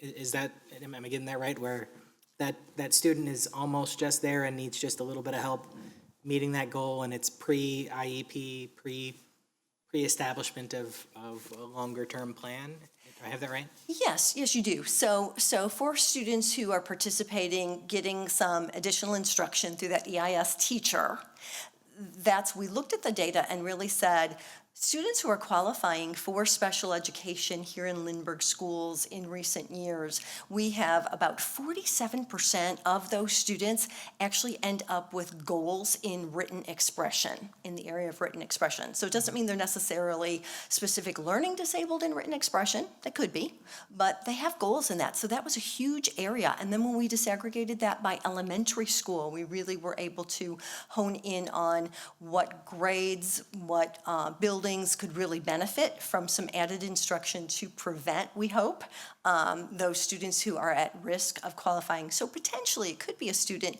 who has an IEP, not as a specific learning disabled in written expression, but something else, not having a goal in that area. So we don't prevent them from getting the service, but really it's about general education students who are really struggling with the proficiency scale or meeting those standards for Lindbergh, and how we can have a staff to collaborate with Gen Ed at the elementary for specific students. Okay. And we look at their data in like 6-week increments, so the idea being not that they are there for the year, that they're identified for the year, but hopefully with this added instruction that we can move them, bolster them, and they will not need to qualify or have a goal in written expression ultimately. Okay, that gives concern for me, because I from where I'm sitting as a parent, I almost feel like that's saying, hey, I'm gonna give you just a little bit of help here so that you don't quite qualify for the additional help that you would get under the auspice of an IEP. And I've had, my son, for example, he's right on the edge, and he had an amazing teacher who did a bunch of things to help him adapt.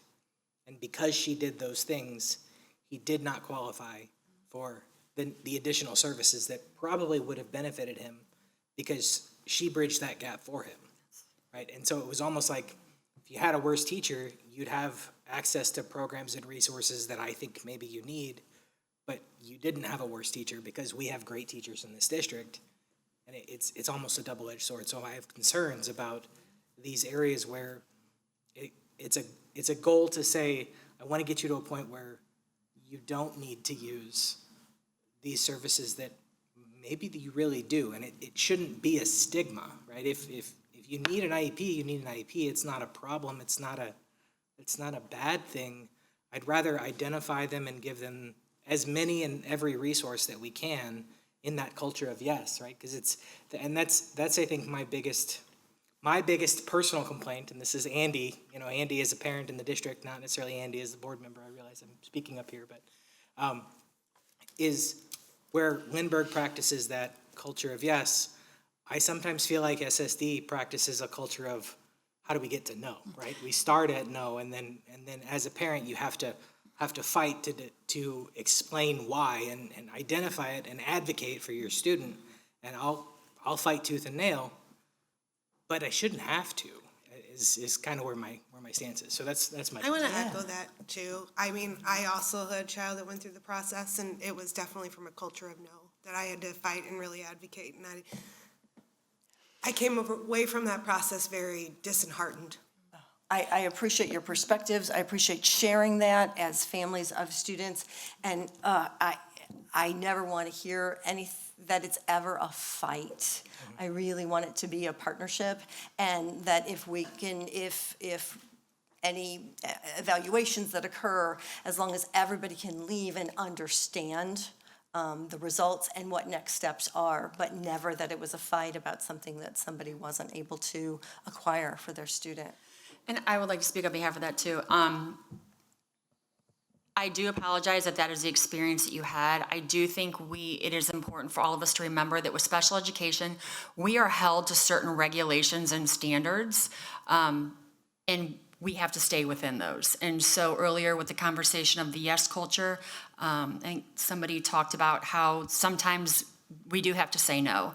And the importance of that then is explaining the why behind that, why we came to those conclusions, and then sharing with the parents what their rights are under due process and procedural safeguards, that they have the right to follow that process. Yeah, I hear you, and I completely understand. I just want to make sure that as you guys are laying out your roadmap and deciding how you're going to approach this, it doesn't come from my goal is to get you not to need the services, right? If you need them, you need them. How do we provide the best services to those that need them? How do we capture those who otherwise mask and have those other pieces, right? Because that's an underserved population of our students, the ones that just don't quite make it in that one space, and maybe they're exceptional in another space, and so that it gets lost. But I agree they struggle. with that, yeah. So. And I think that's why our partnership is so key too, because I think sometimes I've been in special education for almost 24 years. Out of my 4 children, 3 of them are on IEPs. Even though I do this for a living, having to sit on the other side of the table is very eye-opening, because even though I have the knowledge in special education, I know the ins and outs of the laws and regulations, it is a very emotional journey for a parent when you're sitting on the other side. One thing I have learned, and one thing I really pride at SSD, that's why why we're here to talk about the partnership agreement. I think it is very key that we have a strong partnership, because I think there are going to be some times where students do not qualify for special education. And I think sometimes parents do get frustrated because if their child is not making adequate progress in general education, the next step they feel is logically an IEP. But there are steps in between that we do need to look at, is 2 school districts working together to meet the needs of our children, because special education is not the only answer that's out there. Yeah, no, I understand. When everybody walks away from the table, in my experience, the parents and the Lindbergh teachers walked away going, I can't believe that this is where we are today. It feels like less of a partnership and more of an adversarial relationship. And that's not where I want to be, right? No, I think the goal here is how do we bring that together? And I think it has to be that blending of culture to say, hey, what are our common goals, and put the students first. What do they need? And then how do we as districts deliver that? It's the ultimate piece. Go ahead. So on a positive of the early intervention, specialists that we have in our district, for students who are in need of some extra help, to do what we can in targeted way to keep them from having to go through an IEP process when it truly is an intervention that is in need to get them back on track with a particular skill. It can be a really great experience. So marketing it like that, like you mentioned, I think is really, instead of this is a process to, avoid the eligibility. So I think that's great feedback for it.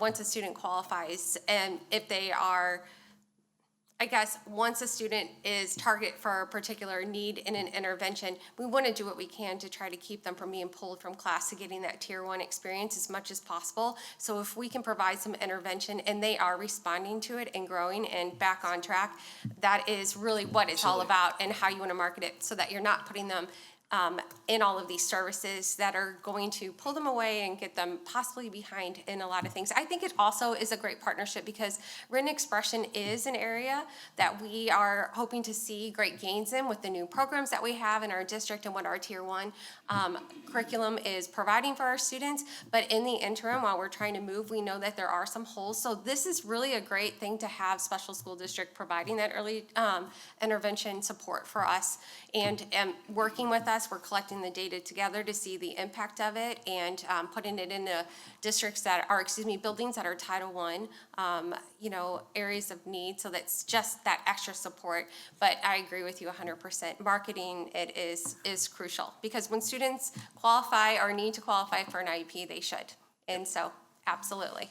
I think a lot of the struggle is this written expression is used to catch children who don't really qualify in one other way, is my understanding of it. I know there's a lot of students who have dyslexia who this is what they actually end up with, the written expression. They don't end up with the dyslexia, they end up with written expression.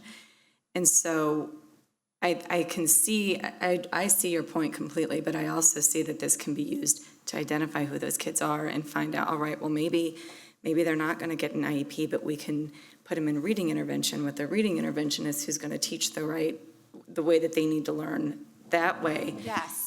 And so that's how I hope this would be used. And it's also great data because when we get to a place and we say they are not responding to the intervention that's being provided at this level, they are in need of more targeted, direct services. So it's great data to help support that eligibility process as well. And maybe when a child is getting this, is this a point of contact with the parent to help start to educate them about the special education process? Because I think that that's the hardest thing for a parent. You don't know which tests you need to get. You don't know where to get them. You don't know that the waiting list is 2 years to get it, the University of Missouri's testing. And so if you see a child who is in here, is that a time to just start the conversation so that maybe you can start it earlier? Because some people I know didn't find out till 5th grade how to handle this. And so it's like when you find out that late, you've got all this time where they maybe could have been getting more help and didn't. And so I think if we look at it that way and try to focus on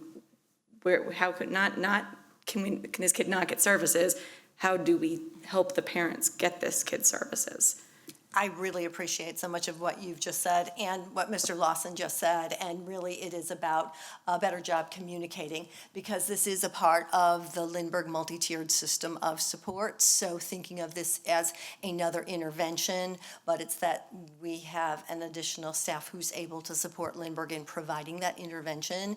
And then as Dr. Lawson has said, what data comes from it, are we looking at specific skills that we're able to bolster for that student in this small group setting, and then they've got what they need versus they are not eligible because of it. Instead, this data is used then in the MTSS building meetings to say, yeah, and even when we've pulled them out and given them this additional instruction, it still hasn't been enough.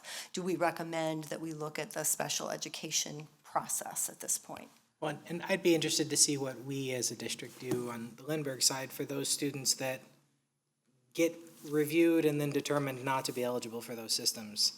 That's a demographic, right? That's a group that maybe needs a little bit more focus from the Lindbergh side to say, here's the programs that we have internally to help, because we obviously identified an area that needed some attention, whether needs the level of attention to be SSD, or can we do it, inside our home school? And I echo what Joy said about the multi-tiered system of support. That's what we do with reading interventionists. It's what we do with math specialists, math TAs, or our teaching assistants in general, using those opportunities to provide that structured and supportive learning experience beyond the classroom, or even sometimes within the classroom. So we have so much incredible data on our students, and our teachers are able to use that data with What I Need time, with their grade level groupings and sharing of students. So this has all been a part of that process of working to give kids exactly what they need. This is just one more piece of that. One of the areas that we tend to focus on so much at the elementary level is reading. Like, that is our priority is in reading. We often, because of that, don't give as much attention to the writing needs. So this is a bonus to those buildings that don't have access, or that have access where our other ones don't. So this is helpful in continuing to meet the needs of our kids. So maybe every now and then we could maybe get kind of some of those numbers on our MTSS numbers? Sure. Mm-hmm. Yep. Yeah, I'd be interested in it. How that looks? And then is there an opportunity to expand this? Because as you said, right now it's at Crestwood and Dressel, our Title Is, right? What about the Concord? What about the Sparring? And what about all of the other district, or all of the other schools? How do we expand that so that it's that equitable distribution as well? I agree, if you can only start there, that's a good place to start.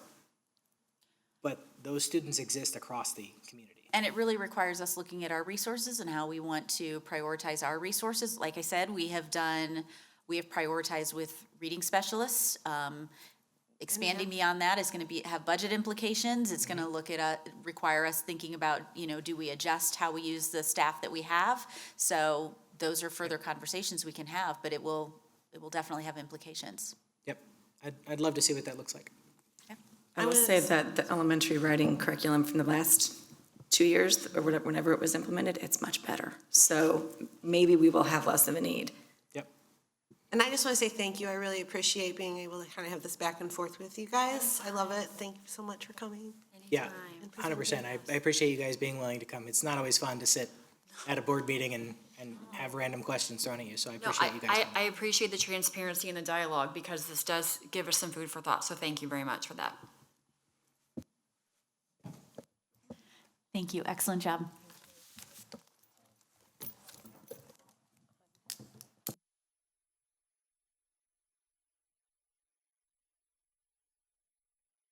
I think you need to go back one, Colin. There you go. It's Beth, right? Or Tara and Beth? I think Tara and I are sharing this slide, but I will go through it. So our Student Success website, this is the local dashboard that we're setting up as a member of the Success Ready Students Network. So there are over 90 school districts in Missouri that are participating in the network. And this is the display. This is the place where we are able to tell our story and show how our students are growing and achieving academically. So this is a screenshot, but there is a link to the website. Jill and Bailey, who's here, they work together to build this, and really think it just does a good job of painting a big picture, a more rich picture of how we prepare our students for success. So going beyond just a single score to actually look at assessment data, how students are growing, and then looking at things like those market value assets, which we call our Diploma Plus, and our real world learning experiences, and even into our graduation rate and our ACT success, which you all have heard about, AP exams, ACT exams, and those end of course exams as well. And so that is our dashboard on the website. And then if you see the link below with the Success Ready Students Network, their website really explains how the network is using these metrics to measure success and how you can interpret the data on our site. So, any questions on that? Okay, moving along. So our next topic is that our department is conducting a communications audit this fall, which you all have heard about previously, but we've begun the process. And so As we've mentioned before, this is following up with our 5-year strategic plan that development, which happened last year. And so now we're taking that plan and we're going out to our community and surveying them and finding out how we can make sure that we're communicating our work and that the community understands it and supports it as well as possible. So we are partnering with a group called the Donovan Group that is helping us conduct this audit this fall. On the left-hand column, you'll see the action items for this process. They've already gone through and inventoried our current practices and materials. They have conducted an audit of our district website. The Donovan Group has interviewed key communicators in our district, about 30 people who are people in our district who are out and sharing information with our community.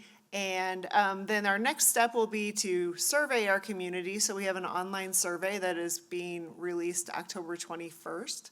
And I have a slide about that as well. And then there's a communications committee that will be meeting throughout this process with a goal of presenting to you all at our January board workshop the findings and our plan for our roadmap for implementation. So if we move to the next slide, as I mentioned, one of the steps that's already been completed is the website audit, and the Donovan Group has shared with us some very high-level feedback. We'll dig into it more with our audit committee as we will with the materials review, but they covered these different categories as far as formatting, navigation, homepage, analytics, and accessibility. And we were really pleased to get some great positive feedback on our website. If you look at the next slide, these are just some very, again, high-level findings. So mobile responsive design, easy to navigate. We had consistency with links and drop-downs, and then high response on search engine optimization. So that was great. Also some areas for improvement. So we do have Title IX information on our website. We're just moving some of that to our homepage to make sure that we are in compliance with location for it. They mentioned moving our work up higher on the homepage, and so that's really our work section focuses on our Compass plan, our strategic plan, all of the work that we're doing to meet our Compass goals, and so just highlighting that more.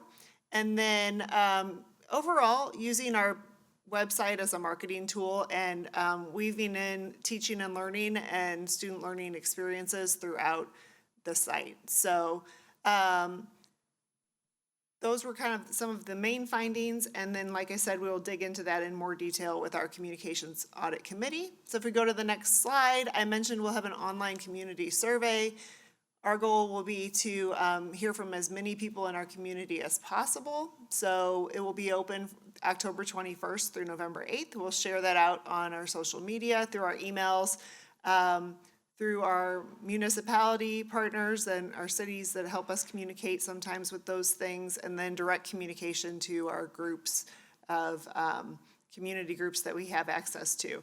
So the topics of that survey will include general viewpoints about the district, how people prefer to get information, and the type of information they want to receive. One of our things in developing our strategic plan, our communications goal was to come up with strategic and targeted ways to communicate and reach our audiences as effectively as possible. There's so much communication out there right now. We really want to take advantage of the more modern tools that are available, and also find out how do our parents, our community members, our community members who don't have a connection to the district anymore, how do they want to get that information, and how can we reach them the most effective way as possible. So that is what this survey is hoping to accomplish. And then, as I mentioned on the next slide, we have a committee that will be meeting that represent parents in our community, staff, administrators. We have students and also community members, and they will review the findings from the Donovan Group and from our community input, and then help us develop a roadmap for how we can look at the next 12 months and then beyond to communicate as effectively as possible. Any questions on this? I don't have any questions, but I think you and your team do a good job with the website. I think it's colorful. We can always improve. In fact, probably in 2 more years, we'll have to refresh the website so that it looks up to date. I did run across the school website this week or last week, I don't know, doing some research. They had not updated since COVID. So, A different school not us, website. a different Okay. school. Well, you need to know, Different we put protocols in place, because occasionally I would stumble onto a page on our website recently, in the last 12 months so we probably haven't shared that with you, but Beth and her team has put some protocols in place for like staff members when they leave, making sure that all that gets updated. Yeah. So one thing that I know Bailey did over the summer was we actually trained a staff member at each of our schools to help us keep content up to date at the different buildings, and also just checking in with them to review that information. But I think what we can do, what we do really well, and what Spencer and Bailey are really good at is telling our story and finding those opportunities, and the content creation that these guys have done has been really fantastic and increased from what we were able to do previously. And some of those pictures are up here, and so and we'll just continue to take advantage of that and post that content in as many places as possible, so we're reaching more people. But this is my next slide, so anything else on the communications audit? Sorry. I'm jumping to the next slide. Okay, so as you all know, for our 75th anniversary, we asked each of our schools to host an event that could include the community in celebrating 75 years of Lindbergh Schools. So these are just some pictures that happened over the past couple of weeks. All of our schools have jumped on board to do this, and it's been really fun to see the different ways and just everyone doing something that fits them. So we had the color run at Sparing on Saturday that had over 200 people running and having a really good time. Got our board president there signing the beam at Crestwood. This beam was signed by the entire student body, and then it's going to be part of the new gymnasium construction. And then Concord had tours of their school last week and had alumni of Concord from every decade who actually visited. So we got some great pictures from that. On the upper right, you'll see Sappington did a collage, a found items collage, and it's actually green and gold items that the whole school worked together to create during Families and Specials Day. So it brought in all of their family members as well.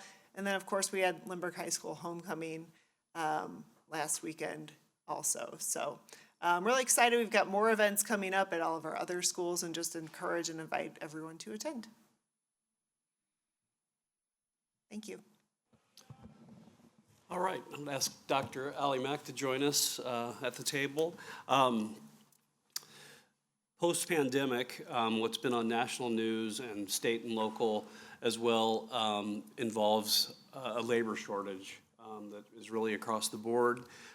You've heard about teacher shortages across the state and across the country. We're very fortunate at Lindbergh. We have not experienced a teacher shortage. I want to knock on wood and anything else I can do, but we've been very fortunate. What we have experienced post-pandemic is a labor shortage in some of our support staff areas.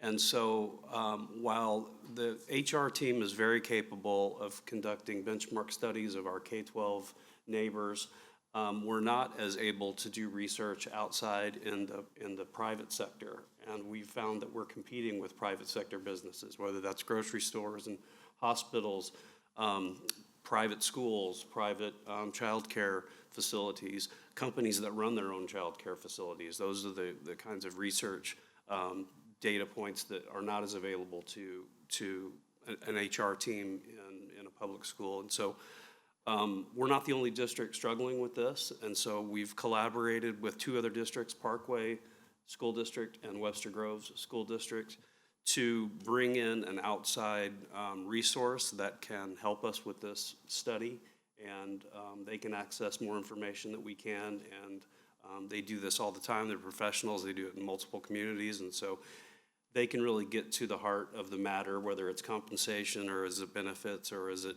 schedules or is it pay schedules. There's a ton of factors that go into determining why you have a shortage and what you can do to shore up any places that you do have shortages. And so certainly wages are part of that, but it's only one piece.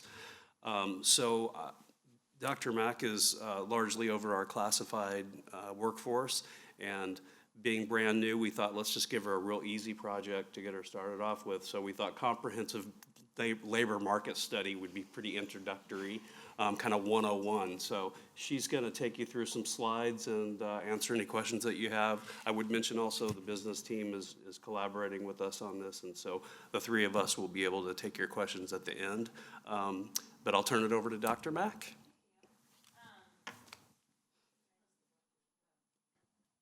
Like that? Okay, very cool.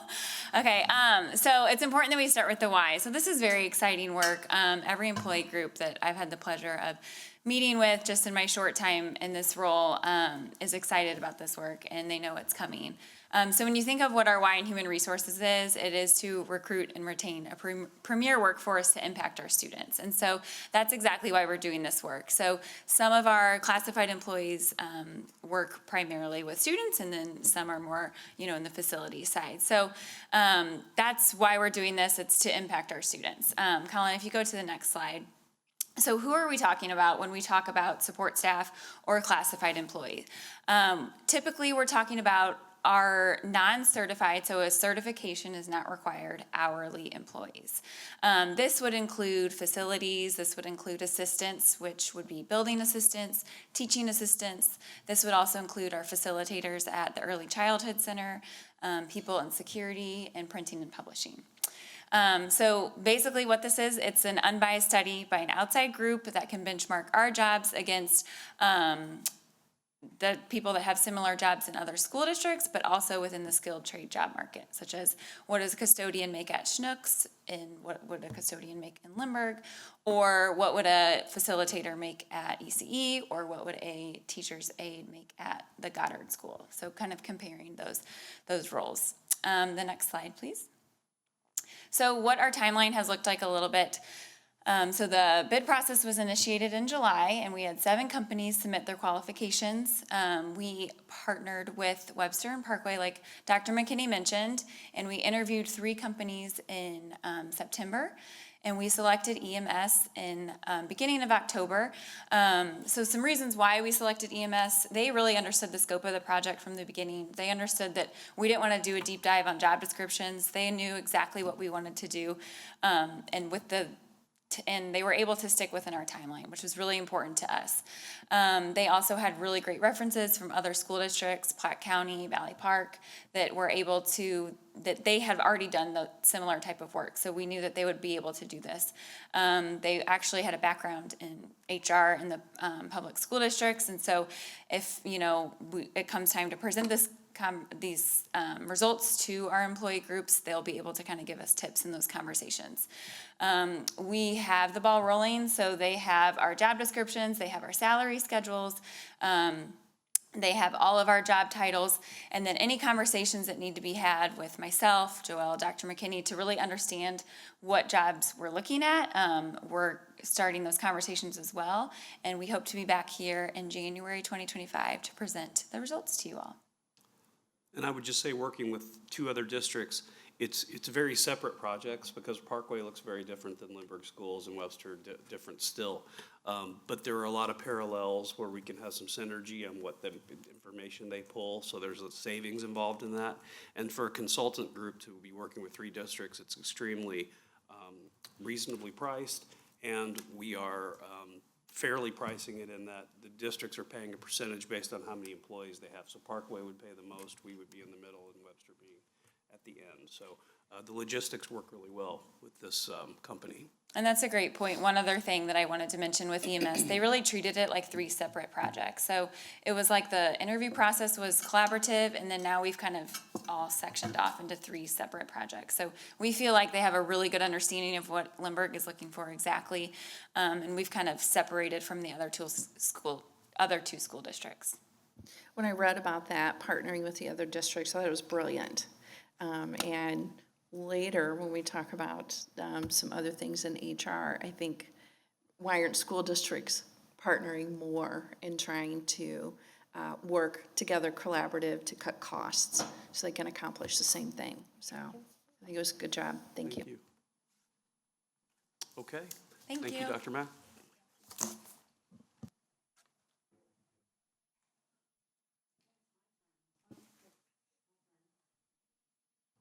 fun stuff, federal paperwork and guidelines, but this is dollars for schools.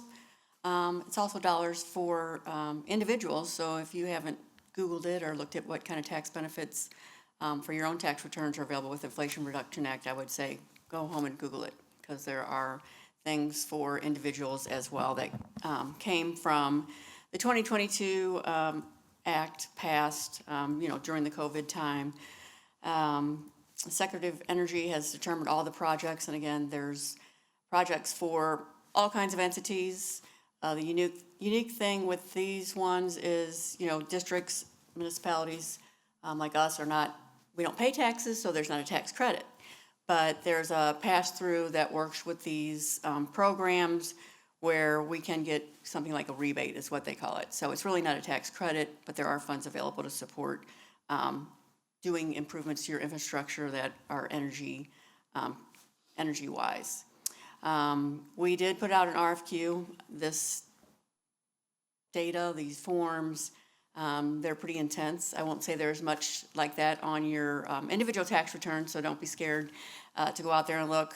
But we are seeking the advice of, someone that has had expertise in this. So we did put out an RFQ and really wanted a local company to work with us, because this project is really driven on local, community.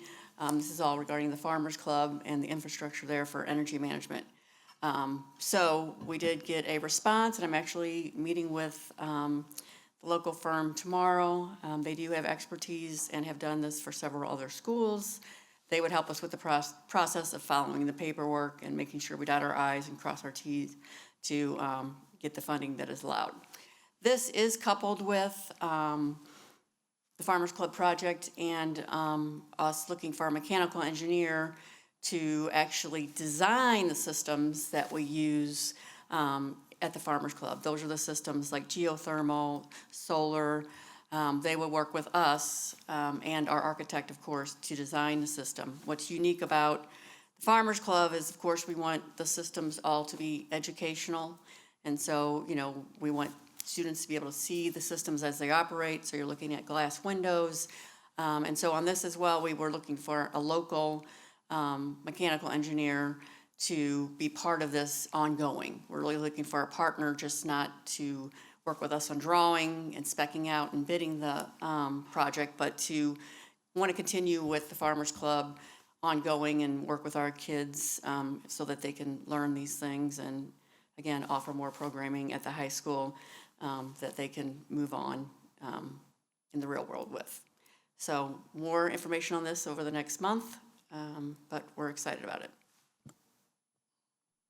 This is the part, when we did the prop, we talked to the community about we would budget dollars to build that normal brick and mortar. This is to help us green that building, to make it a living building. And so that's why I think it's important that we have an expert that's done this to make sure we maximize our dollars to be able to have these systems that will be really an amazing teaching tool for our students from kindergarten all the way up to 12th grade. So really excited about that. So, all right, I think the next is me, Prop R, and really what I want to do here, go ahead, Colin.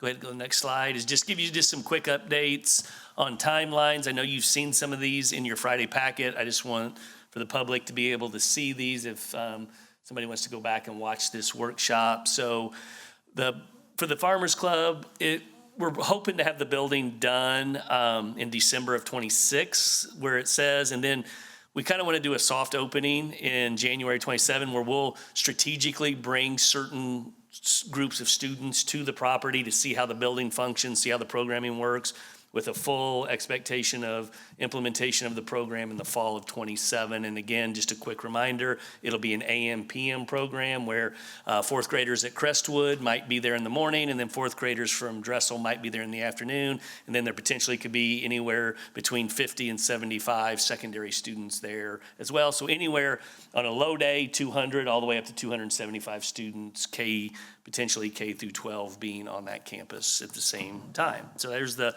Farmers Club timeline. This is just next slide, Colin. This is just a quick rendering. I don't think I've shared this a whole lot with the entire public, so we wanted to get this in the workshop today. That's what the rendering of the gymnasium will look like at Crestwood. That project is moving along, as you know, very rapidly. We are I wouldn't say way ahead of schedule. You never want to say that in construction. We are ahead of schedule with the completion of that gymnasium. They're finishing up the outside brick on it right now. The roof will go on in the next 3 weeks, which will be really important to get that so they can do all the finishes. So hopefully, fingers crossed, when the kids come back from spring break, they will have their new gymnasium. So next slide, Colin. And here's the timeline for Crestwood. Everything will be completed. The remodel of the original building will be done over the summer. You remember we did some abating of that building this past summer, and so we should be complete with that project in August of '25. Next slide. Here is a rendering. I want to make sure the public sees of the long gymnasium. If you look to the left of this picture, you can see the main entrance there, and all the way to the right would be the new gymnasium. So that's what it would look like. Next slide. Here is rendering of Kennerly. The new gymnasium will go behind the new addition on Kennerly. So you can see where it will sit on the property. Next slide. And then these both have the exact same timeline. They're being done by the same architect, same construction company. They're doing the plans as we speak right now. You look at that timeline, hopefully it says spring of '25 we'll start construction. We're hoping around spring break time, just to put a kind of a date in the spring, is hopefully March, late February would be the earliest that we would potentially see dirt moving on these two projects. Next slide, Colin. Truman, there's a picture of beautiful Truman without window units. It looks amazing. So next slide. Truman's project is, we're doing a bid packages with this particular project like we did a little bit at the high school. We did a lot of the bid packages at the high school. They're actually starting January 25 with bid pack 1. Completion will be January of 27, so it will be a 2-year project and lots of moving parts in this. And as that project gets underway, we'll continue to give you updates. Next slide. And then these are just additional projects that we have that we're not as far along in the planning. And so we are doing that right now. We have the architects in place for Sparing and Sappington. It's the same architect firm. And then at Dressel and Concord, just looking at making sure the different remodel and the programming we're doing at Crestwood, along in Kennerly, matches our 3 other elementaries to make sure we have right-sized classrooms, to also make sure that we have 4 right-sized kindergarten classrooms with a restroom in them. So we're just doing that. The architects on that are doing Long and Kennerly will do those projects for us at Concord and Dressel. So there's lots of planning going on. Again, I just want to take this moment. The public's watching this. Just if you watch this, thank you for supporting us and supporting and trusting us that we'll be good stewards with your money and create amazing learning spaces for our students. So thank you for that. Next slide, Colin. I think that's it. All right, look at that. We did it. We weren't sure we would get done by 6:15. So with that, I'll turn it over to you. We definitely would if you had kept these slides. 5.0 is adjournment. Do I have a motion to adjourn board workshop 1606? So moved. Andrew, and a second? Second. Megan. And all in favor? Aye. Opposed? 0. Board workshop 1606 is adjourned.